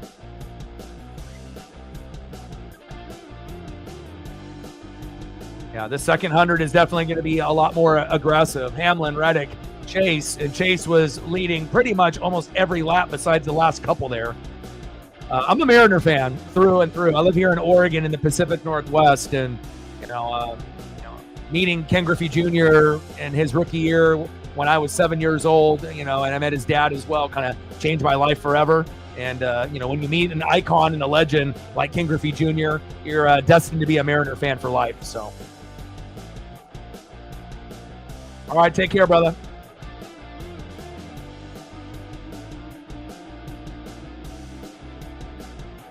But here is me and Ken Griffey Jr. and my dad when I'm 7. And then here is me and my dad and Sandy Koufax. And then I still got the rated rookie Donruss auto, beautiful signature. And, me and my dad will try to go to games whenever we can. But definitely changed my life forever. There's not a lot of people that have met Ken Griffey Jr., in Oregon or Washington. It's a pretty rare thing, but luckily, my dad ended up, having the ins on a good card show in Oregon. And, I got an opportunity to shake the hand and, get photos with both, which is awesome, and autographs. And it's definitely been a very special moment in my life. And again, I usually try to go to a Mariner game or two every year, but I've been to 9 games so far, and I've gotten 3 baseballs. So I got a Kike Hernandez ball when he was on the Dodgers around 2018, 2019, a couple years before COVID. Julio Rodriguez, J-Rod in his rookie year. In 2022, I got a foul ball in his rookie year when they played Bobby Witt Jr. in the Royals, which was awesome. And then later that season, when Aaron Judge went for the 62 home runs, I got an Aaron Judge ball, believe it or not. So I got a pretty good selection. Kike Hernandez, World Series champ, right? And then a Julio Rodriguez and an Aaron Judge. So I definitely am incredibly lucky, but I'm also crafty. I'm a honey badger. If the ball is close, there is going to be a good chance that I'm going to get it. And, I'm not going to knock over any kids or anything like that, but if it's me and a bunch of adults, I'm getting the ball. So.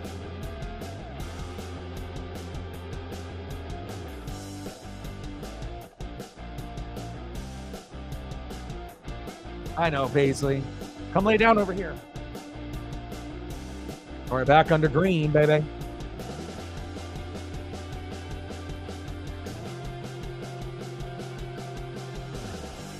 And I still don't know why on that page it's not loading. It's being a bastard.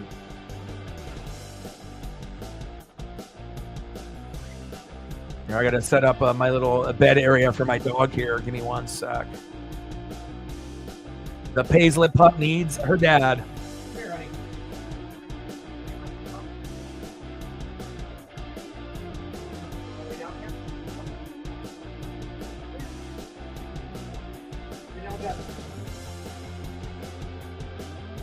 Another caution? Just like that, huh? Whenever I see Bass Pro Shops, it's like Martin Truex Jr. Always gives you those vibes.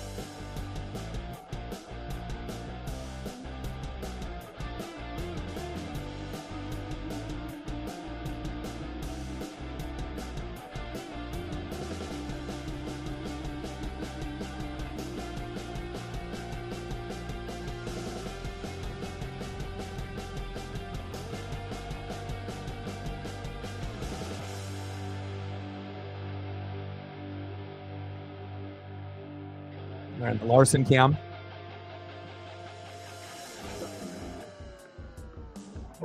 Paisley, Lay down.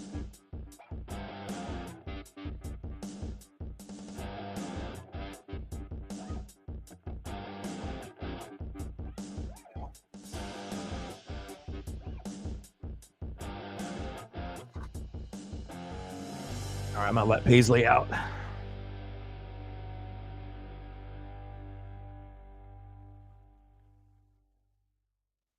me see if I can get this to. It's weird too, because it's like as soon as I refresh it, it shows the correct order, and then when it fully loads, it goes back to where Chase is or was. I don't know why it's doing that.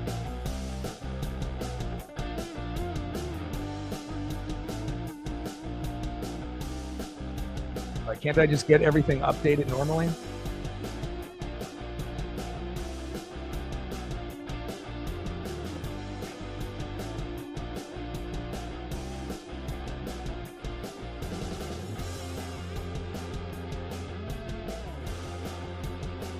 I might have to open up another page here in 1 sec.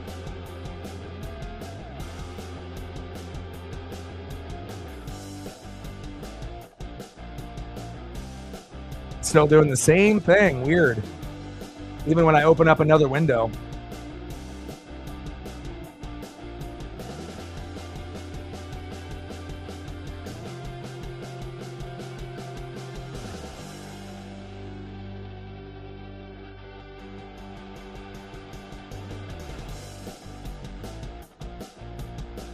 Hamlin, Reddick, Chase, Busher, and Bell.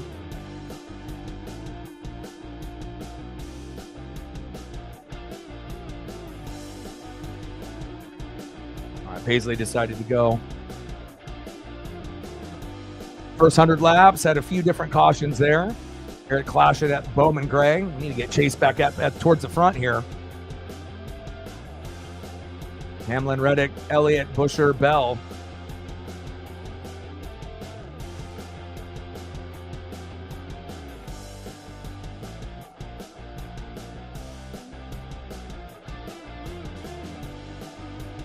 Another caution. I'm still trying. I don't know why it's not loading.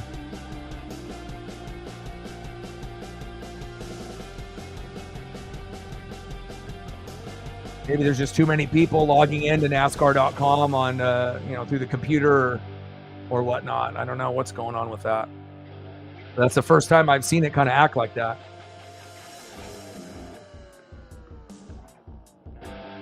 Yes, it is. It's like a little bit of like rock, instead of like the traditional. I try to mix it up a little bit since we're doing NASCAR. So nothing too crazy, but just a little bit of background rock in the background.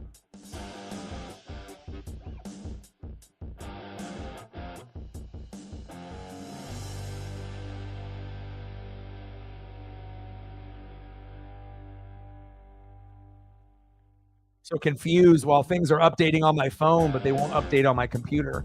Like, why is that happening?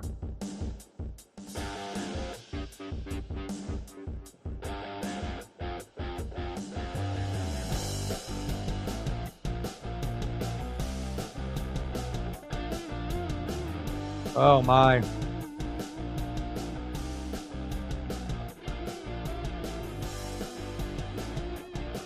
Let me go to ESPN to see if theirs is working.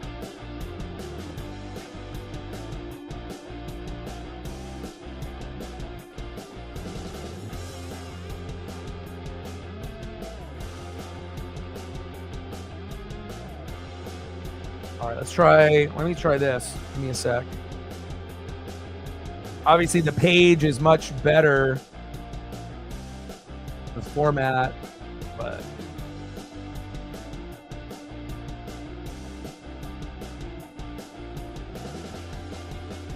okay, hold on 1 sec here.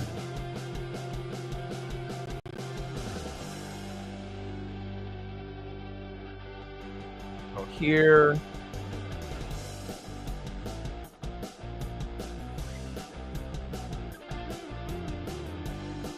Let's see if this will work.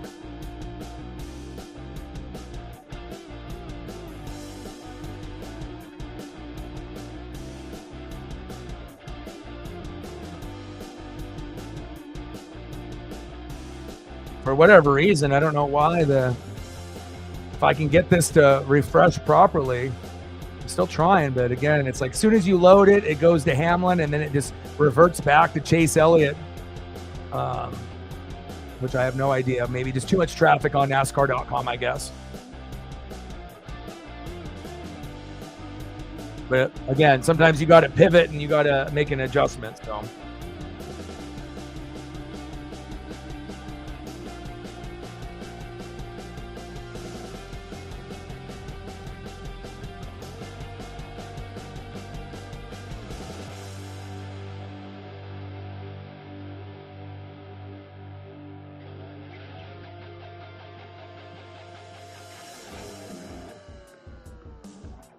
Gotta make adjustments on the fly, but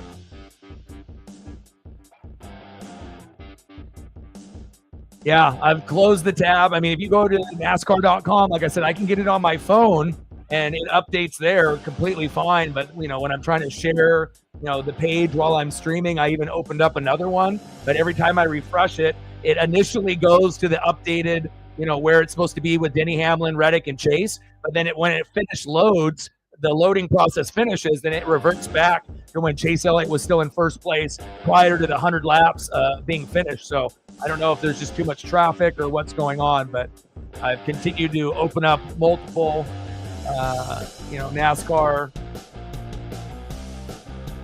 pages, and it's still doing this kind of the same thing for me, unfortunately.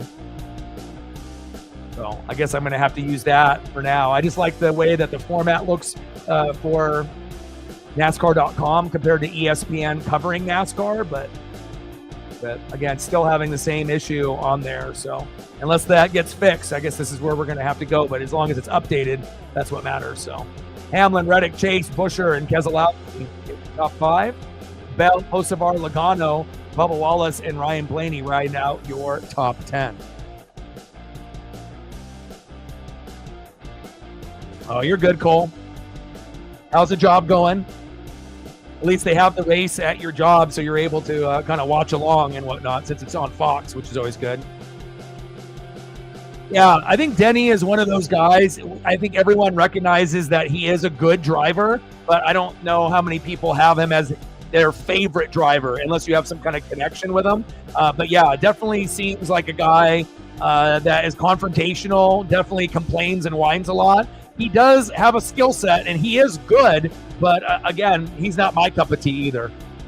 But again, you're going to have many, many different types of personalities, that are, out there. So not everyone is going to be, the one that you want to win week in and week out. So,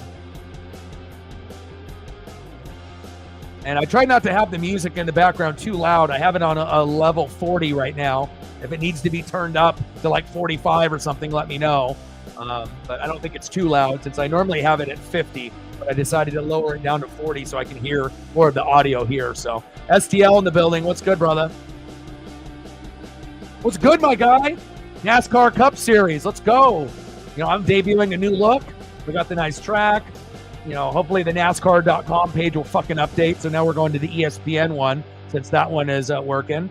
And I got obviously plenty of photos of drivers based off donos, but we're only at 5 right now. We need 95 to go. So hopefully we'll get some people to support and show some love.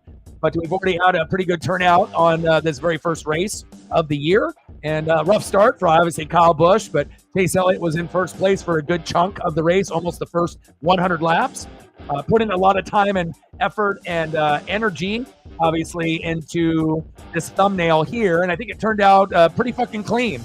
And again, I think my thumbnail skills have really gone up to the next level, but wanted to give you Chase, my favorite driver, the new car for tonight's race. Give you the NASCAR live streaming little logos there in transparency with the big logo in the middle. And then obviously the Cookout Clash at Bowman Gray behind. I'm proud of this one. I think this one is one of my better NASCAR thumbs. I think it turned out fantastic. And hopefully we continue to have great success, doing NASCAR, not only for this particular race, but for, all the races throughout the year. How you doing, STL? Still going to periodically try to refresh this NASCAR.com page to see if it'll ever load, but seems like it's just being a bastard for me on the desktop for whatever reason. Yeah, it's still not working. Weird. All right, here we go. Cole with a $5. Appreciate you. Thank you so much. What do you want to do for a photo for a driver? Stacks on stacks, racks on racks, little cactus jack, bang, bang. If you want it to be an F1 driver, since I know you like F1 a little more, you let me know and I got you. But thank you for the support. It means a lot. And we've had a good start, obviously, coming in. Let's see what we're at. We've gained fucking 10, 11, 12 subs. And what are we out on views? 2,600. So that's a great start for the first race of the year. Considering, I did NASCAR Cup streams for a couple years in a row, 2-3 years. And then last year, we had to kind of cut it short based off support, but I ended up changing the look of the channel, with this particular look with more of the stats. But then we can always go, big when we need to, but you don't really need to see my face or the track. I mean, for aesthetically, it looks cool, but again, it doesn't show what we need to see based on some of the stats and whatnot. So we can kind of bounce back and forth, which is cool. Truex Jr. and Christopher Bell. I got you. Thank you. I got you.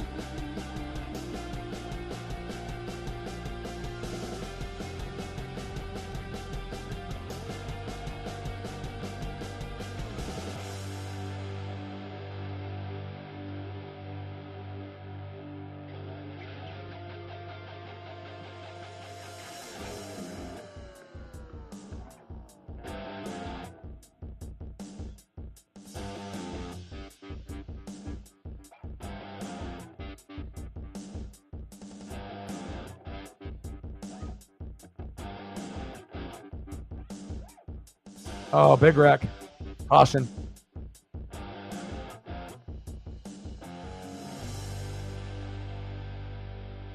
right, let's get some photos up here.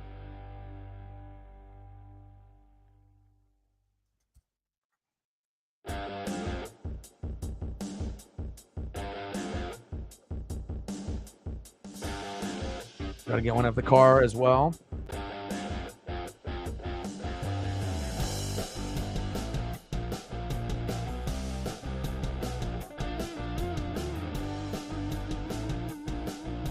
Bell and, oh man, Larson and Byron getting caught up in that.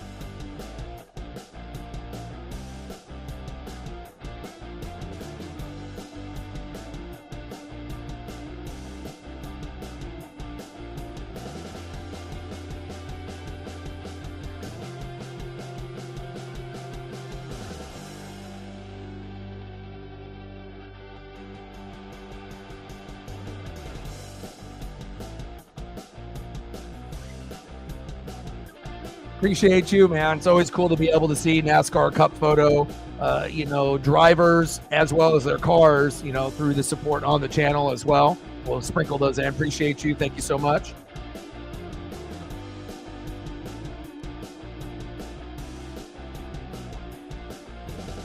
STL with a $5. Appreciate you. Go Chase. Is that who you want to see photo-wise? I got a couple for you. Obviously, being my favorite driver, he'll always be showcased on my thumbs. Stacks on stacks, racks on racks, little cactus jack, bang, bang. Abdallah Hala. Appreciate you, my guy. If there's anyone else besides Chase that you want to see, let me know, but I got a couple Chases here.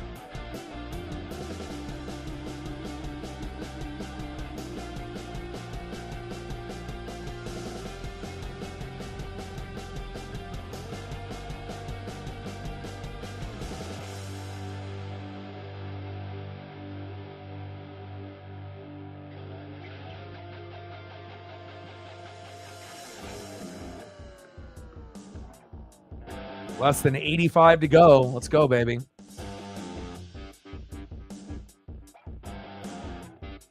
Napa know-how. You know it, baby. That's what I want to see. Chase in the winner's circle more than once this season. I'm hoping 2 to 4 times. 5 might be asking way too much because it's so well-rounded in NASCAR Cup Series. It is possible, for someone to hit 5 wins, but typically if that happens, it's like one driver that will get to 5, and then everyone else will be in that 2 to 4 range, and then a couple people will be at 1, and then you'll have all those people that are at 0 trying to get that 1 win late within the last 10 races. So I'm not sure if we're going to get anyone that's going to win like 6 or 7 or double digits, win like 10, where we've seen Chase or Kyle Larson in the past be able to win like double digits in a season. But I don't know if you're going to have that in this new format in the NASCAR Cup Series.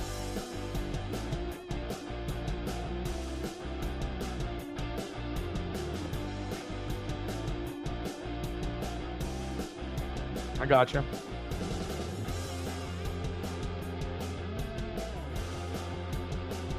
Oh, another Big Bad Brad, Bubba Wallace. Oh my.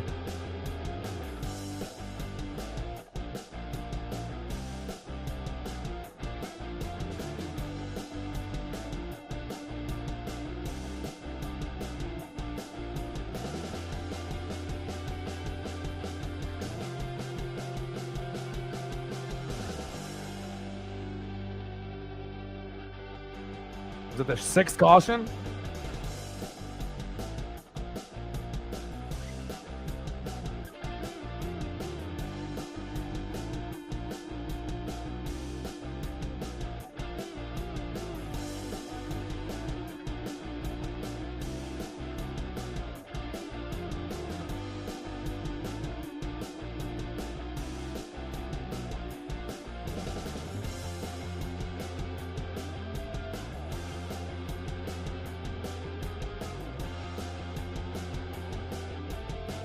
Bowman, everyone is all in that caution. A couple cars got caught up there.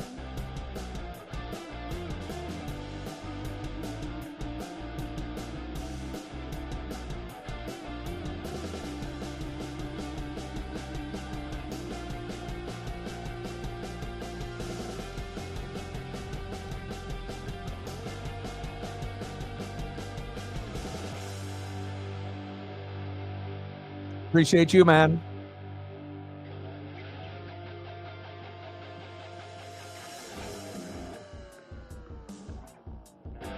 Like, sub, donate, comment, share. If you haven't smashed that like button yet, please do.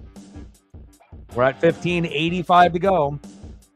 And we've gained quite a few subs, a good turnout. And again, we're going to continue to grind it out. We're at 2,700 views plus already. So that's a fantastic start. And again, there's going to be some looky-loos, and there'll be people that will come and go, but there'll be people that will come back, and we will get new subs, which we have already gotten like 10 or 15 already tonight. And again, this won't be something that's a one-off. We're going to be doing as many races as possible throughout the year. And it's something that I really do enjoy. Like, I really do love NASCAR, just like I love WWE and MLB baseball with the Mariners. I love football. I love the NFL. I love college football. And then obviously like NASCAR and some of these are at the top. And then obviously like NHL and NBA are kind of further down. I'll still keep up with what's going on, but I really do have the passion for NASCAR, considering I know pretty much everyone that's out there, and, based off team sponsorship and teams and whatnot. And Napa know-how. It's just one of those things. You're either into it or you're not. It's much more than cars just going left. So thank you so much. And that means a lot. Appreciate you.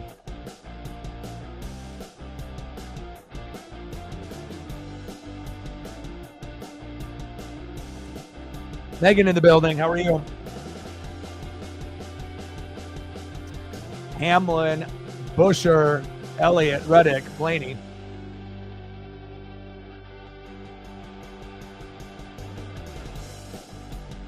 I'm still seeing if I can get things to get updated here. NASCAR.com still having that same issue.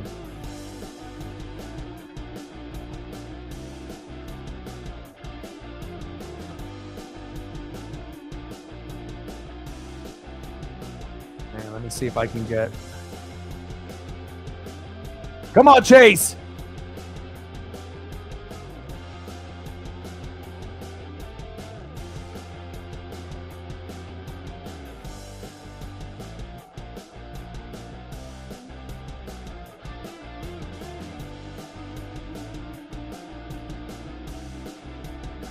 Come on, Chase.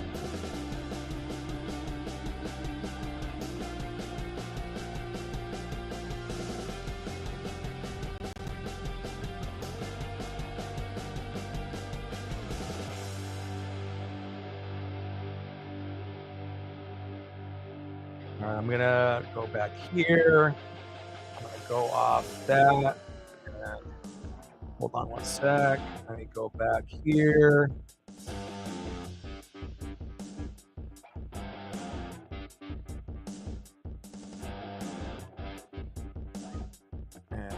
Back here.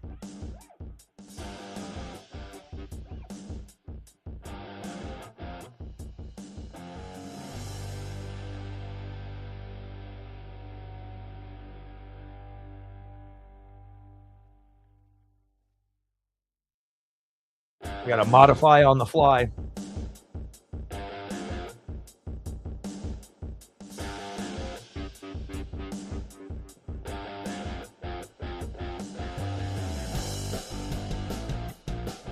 Hopefully they'll be able to update everything, but I don't know, something's going on with their NASCAR.com stuff here. Not sure why it's doing that, but that's what it's doing.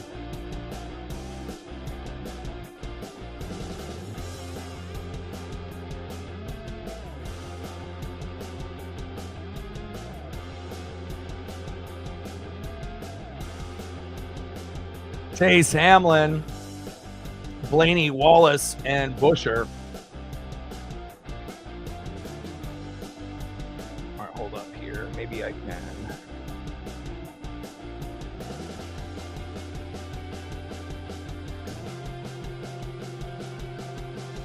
See if I can go to another option to see if it'll work better. Come on, Chase.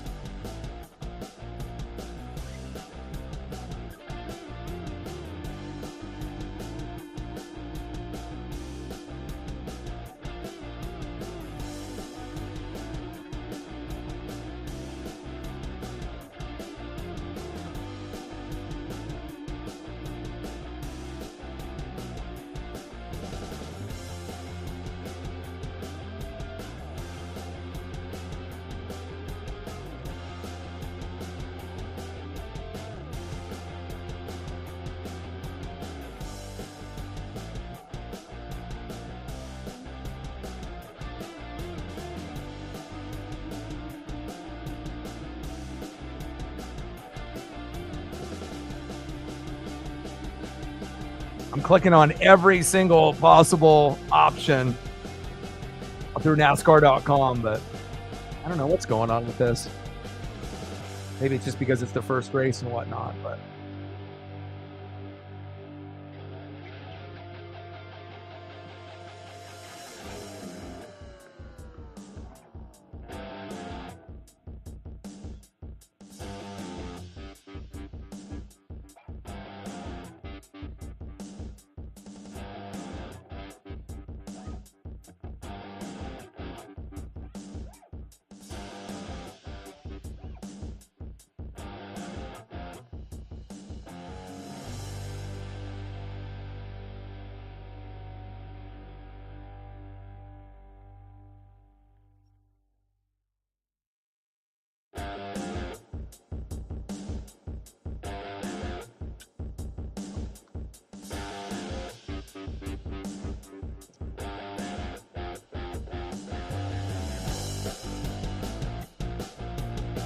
yes, race is going fast. Less than 60 laps to go.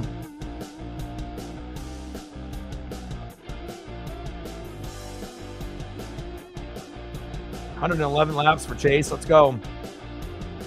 147 in. Elliott, Blaney, Hamlin, Bubba, and Buescher. Logano, Chastain, Reddick, then Gisbergen and Hendrick in your top 10. Like, I don't get how are things going to work on my mobile, but then like on NASCAR.com, I mean, is it just because they have too many people or they don't have enough people working to be able to update things on that end? But I'm just not satisfied with ESPN. You know, they don't do a good job on, they do everything good with the scoreboards for like other sports, but they're terrible at NASCAR. And then if you go to NASCAR.com and then they have issues with their website, I mean, you got to be able to get your shit going. You know, fans want to be able to keep up with everything that's going on besides just what's, you know, on the race itself. But I guess that's where we're at. Elliott, Hamlin, Blaney, Wallace, Buescher, Logano, Chastain, Reddick, Van Gisbergen, and Hendrick in your top 10. Briggs, Bell, Berry, Gilliland, Busch, Larson, Suarez, Byron, Bowman, and Hocevar in your top 20.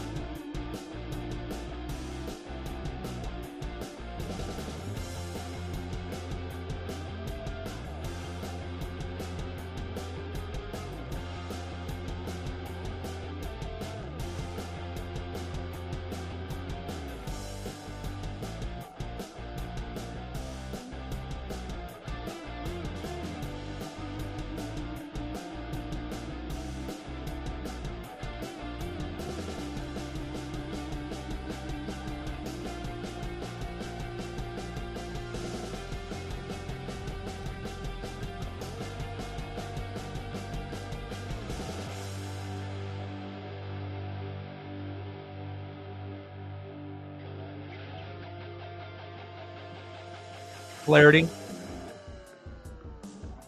154 laps in. Come on, Chase. This would be a fantastic start, you know, winning the pole and then starting off the season with the dub. That's exactly what we want as Chase fans. Let's go, baby.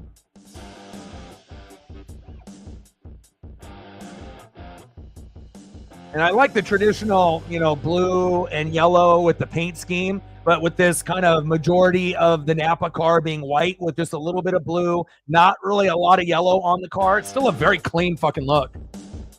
To me, it's like, I feel like Napa puts out some of the best cars based off style and look in the NASCAR Cup Series. There's something just always smooth about Napa know-how.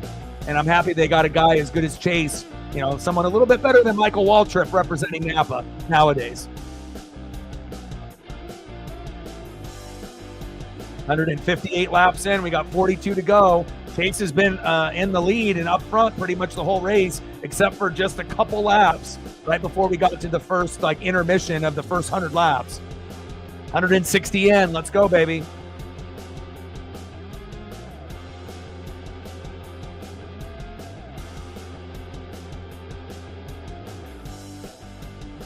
Yes, I have seen the new. I follow everything Chase Elliott, just like this, you know, other, you know, individual on the channel, Britt. She's a big Chase fan like myself, and yeah, anything that's on social media, Instagram, you know, Facebook, you know, through Hendrick or Chase. Yeah, I'm always looking to see what is new, and obviously they got rid of the Hooters sponsorship, so that made a room for the Prime sponsorship. So. And I didn't really like the Hooters sponsorship for Chase anyways. Like, I get it, it's Hooters and whatnot, but I just didn't really like the orange and brown. You know, I like having the white and the blue and the yellow for Napa know-how. Where does the orange and brown fit in? And I get it, you got a bunch of the Hooters girls, you know, sitting on the car and whatnot. I don't know. I just didn't like it. You know, if someone else wants Hooters, fine, but I never really liked it for Chase. You know, I want to try to keep shit professional, keep it moving, you know? I feel like having Hooters as a sponsorship is a distraction. Yeah, they couldn't pay their bill. They said, see you later. 164 laps in. Chase, Blaney, Hamlin, Bubba Wallace, and Joey Logano making his way up to top 5 when he was sitting in about 7th or 8th, but he was outside the top 10 for a good chunk of this race, and we're starting to see some movers here as well. Ross Chastain at 7. Logano at 5, and then Bubba, Hamlin, Blaney, and Elliott there at the top.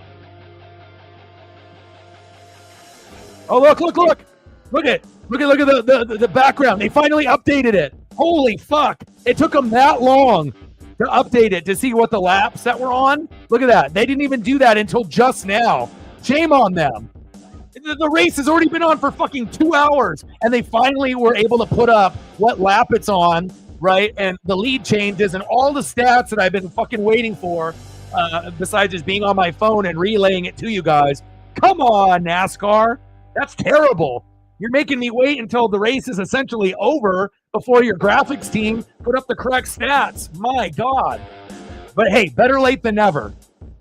There we go. Because that's exactly what I wanted to. That's the whole reason that we're doing this camera angle instead of this camera angle. Instead of me talking about it, this is the whole reason. Me small, you don't need to see me, right? We want to see the stats, right? And then finally, you get to see what lap we're on. You get to see, the lead changes, the cautions, all the information, and then an updated where we're at. Golly, what took them so long? My God. But then still below, it's Elliott, Blaney, Hamlin, Bubba, Logano, not Elliott, Buescher, Hamlin, Reddick, Keselowski. So obviously the leaderboard information down there below, that needs to be fixed. But I guess one thing at a time for NASCAR. I guess NASCAR.com needs help. They need help. 173 laps in.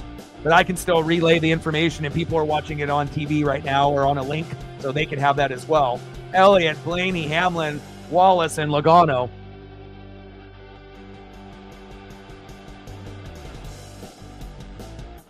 Madhouse, baby. Yeah, not my favorite, design, because I'm always going to be a Napa guy, but obviously with Chase and Hendrick, there are going to be, designs, and different companies that are going to be involved, or sometimes they're going to have like a Make-A-Wish kid come up with like a design, and then Chase will use that for the car. But I just always love the traditional look. I feel like Chase does the best when it's this, when it's the traditional fire Napa look. Like that's when the Chase Elliott that I know comes out. And there's not anything really swaggier than this. I mean, the helmet, the racing suit, the car. But I do like this one, that we have here today. It's not as good as the traditional, but it's still a pretty swaggy look for being a white car. Yeah, no worries. Like I said, being back from a funeral, I wouldn't expect you to be here, so if you want to be able to kind of, maybe work on a Lego set, watch some SVU, get your head clear and whatnot, and, I'll see you in a day or two. Whenever you feel like you're getting a little bit better, I would do that too. If you want to hang out. But again, I'm, after going through, any type of funeral, that's definitely a tough situation. But you're more than welcome to stay. But if you want to leave, I'm not going to, be upset by that. You need to look out for yourself for sure.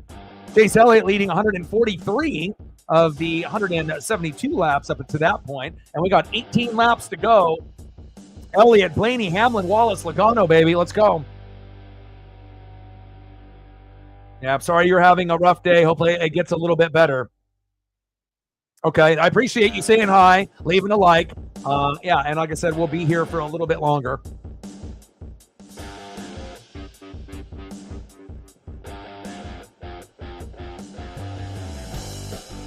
Cole's off work, but I can't believe it took NASCAR.com that long.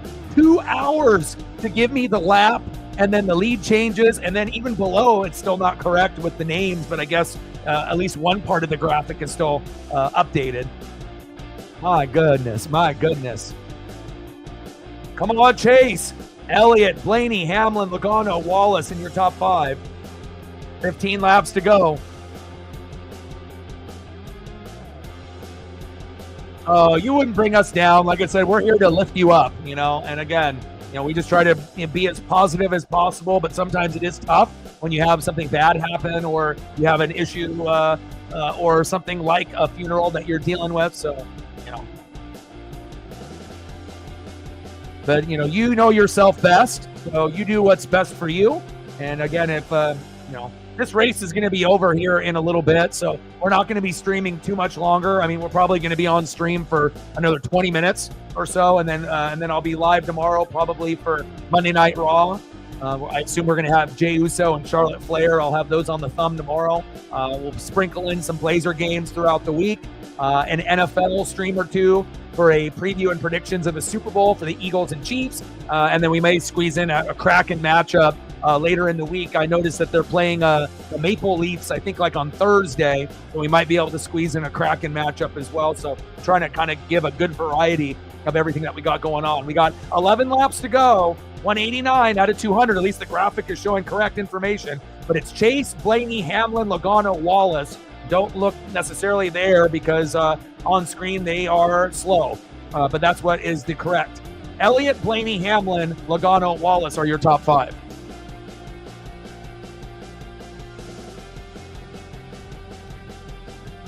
Seriously, I've never seen, I mean, I've seen like, certain things like MLB.com when we're doing Mariner games where the shit doesn't update, and it's still like frozen, or people are going to the bathroom, or they're, having problems with the coding or whatnot and updating stuff, on their software. But, again, when people watch sports, they want the ticker and everything to be updated. And I know that's a demanding thing, but I mean, sports is so quick. We need that information immediately. We can't have like a 10-minute lag, All right, we got 7 laps to go. Elliott, Blaney, Hamlin, Logano, Wallace. Come on, Chase.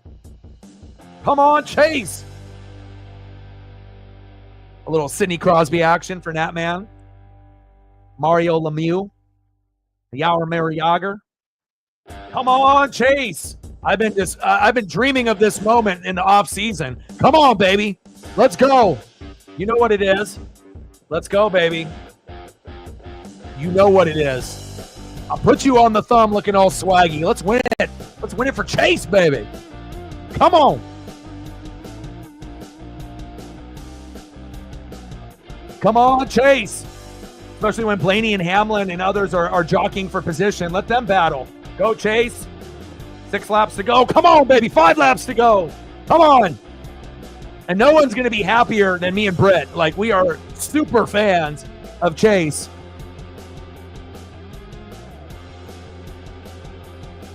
I mean, at some point, you might see me in a fucking Chase Elliott racing suit here on stream.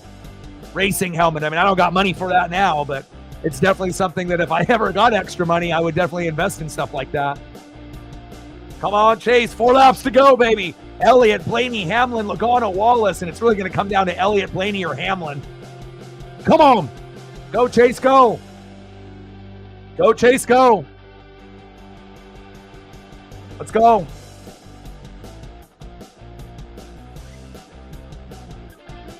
Oh, baby, come on, Chase!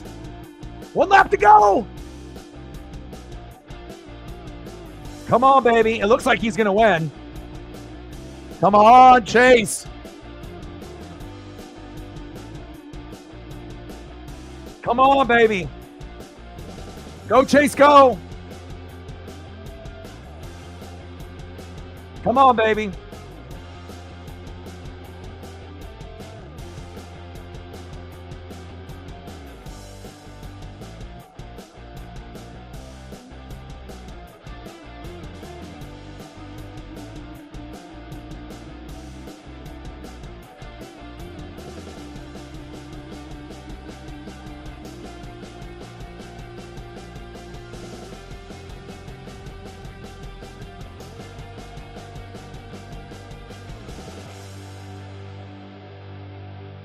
Come on, baby.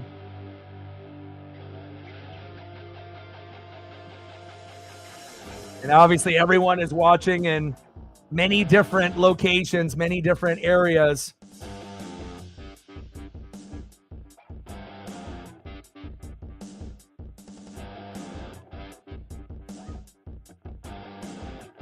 Some people have finished the race already. Others are just waiting for it to wrap up.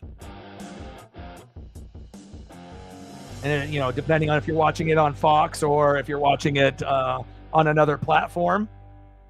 But everyone will be reacting at different times.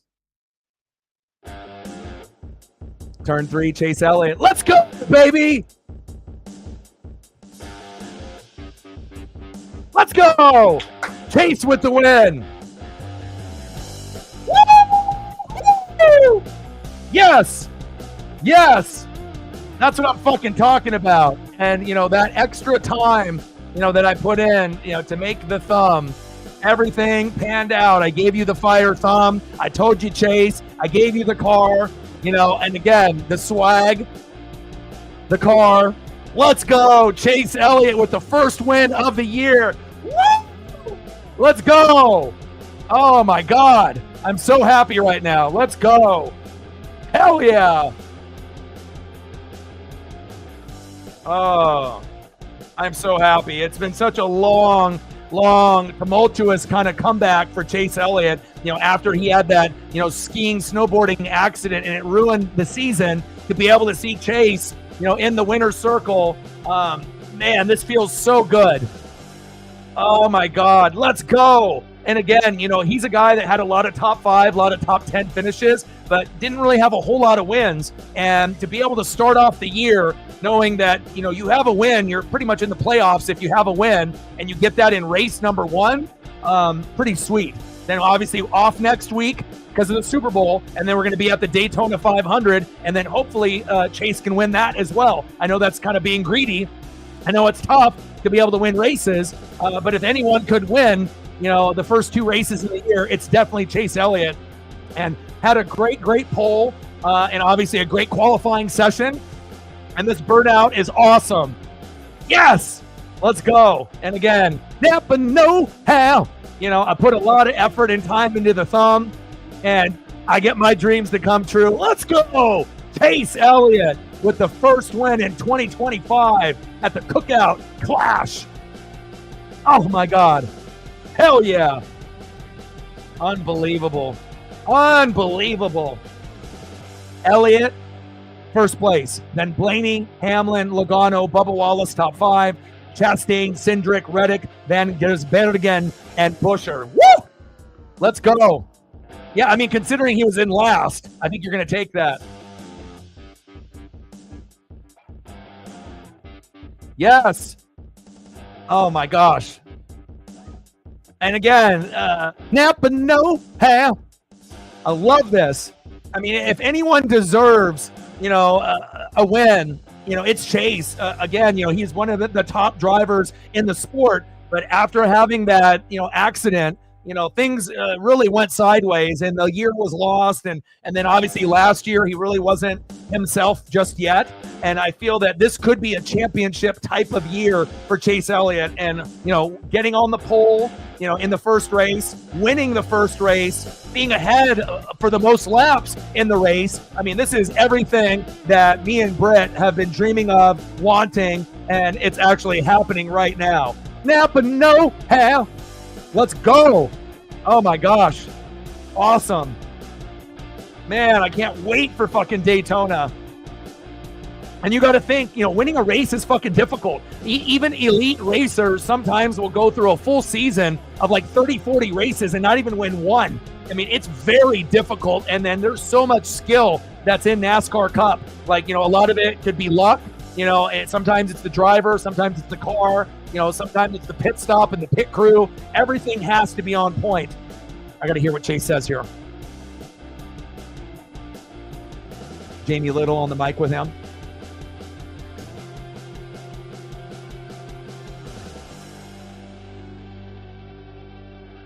First career Clash win for Chase. Yes! Fuck yeah.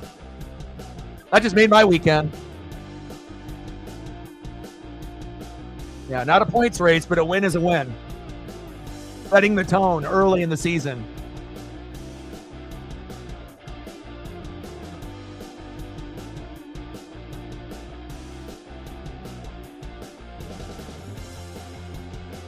And it's cool to be able to see Chase feel like he's got his swagger back and his confidence back, because for the last, year and a half, William Byron and Kyle Larson, his teammates have been better than him. And, Chase is too good to be the third best on Team Hendrick. So, Bowman is always going to be fourth. And there's a lot of competition between Larson and Chase. Those are the main rivals. It's almost like Jimmy Johnson and Jeff Gordon, and then William Byron obviously has stepped up as well. Oh my gosh. What a moment.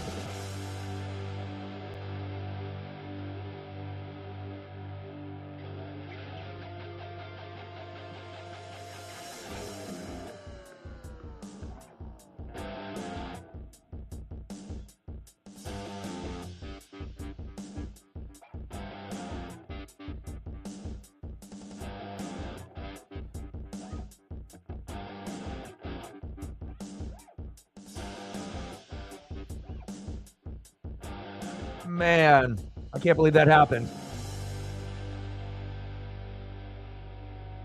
Sweet burnout too. Man, I'm feeling like I'm on cloud 9 right now. Holy cow, that was awesome. That was awesome. Well, again, I got to take Paisley for a celebratory victory walk, and I got to be able to eat some dinner as well. But again, it looks like my little subtle improvements. Yeah, and like I said, I'm gonna change things up. And again, adding a little rock music, to NASCAR streams, giving you a good player or racer image and the car, giving you the little live streaming and the NASCAR there. I'm always going to make it swaggy and give you my personality, and the thumbs. And man, we did awesome today too. I mean, obviously the dono train, we didn't get to goal on that end, but we definitely got like a lot more subs than you don't really know what you're going to get from stream in and stream out, but we gained about 5 to 10 subs, and we ended up hitting almost 3,000 views. I would say that's a pretty fucking good success for race number 1 for Chase Elliott and the cookout at the Clash at Bowman Gray, to be able to get that on our first stream. Pretty sweet. So awesome, man. I'm glad that you like it. Worked really hard on the thumb. I hope you guys like that as well. I'm just trying to show you guys my personality and my swag, based on my creativity. And Chase Elliott with the victory. How awesome is that? Well, I love you guys, and I appreciate you guys very, very much. I hope you guys have a great rest of your weekend. I fucking will. And again, I'll be live tomorrow, more than likely, for Monday Night Raw. Couple Blazer games, maybe a Kraken game, some NFL streams previewing the Eagles and the Chiefs coming up in this week. So check social media for when the next stream will be. And I imagine we'll do Monday Night Raw tomorrow at 5 o'clock Pacific on Netflix, just based on Royal Rumble ending and being able to see Charlotte and Jay meet. If you can be here with me and hang out, that would be awesome. And I got one question for you. Who talk sports like us? Your boy Ryan, Northwest Sports Fanatics. Chase Elliott, the victory at the Cookout Clash at Bowman Gray. Let's go. Love you guys. Appreciate you. And I got one thing last to say. Napa no hell. And I'm out. Gang. Let's go Chase.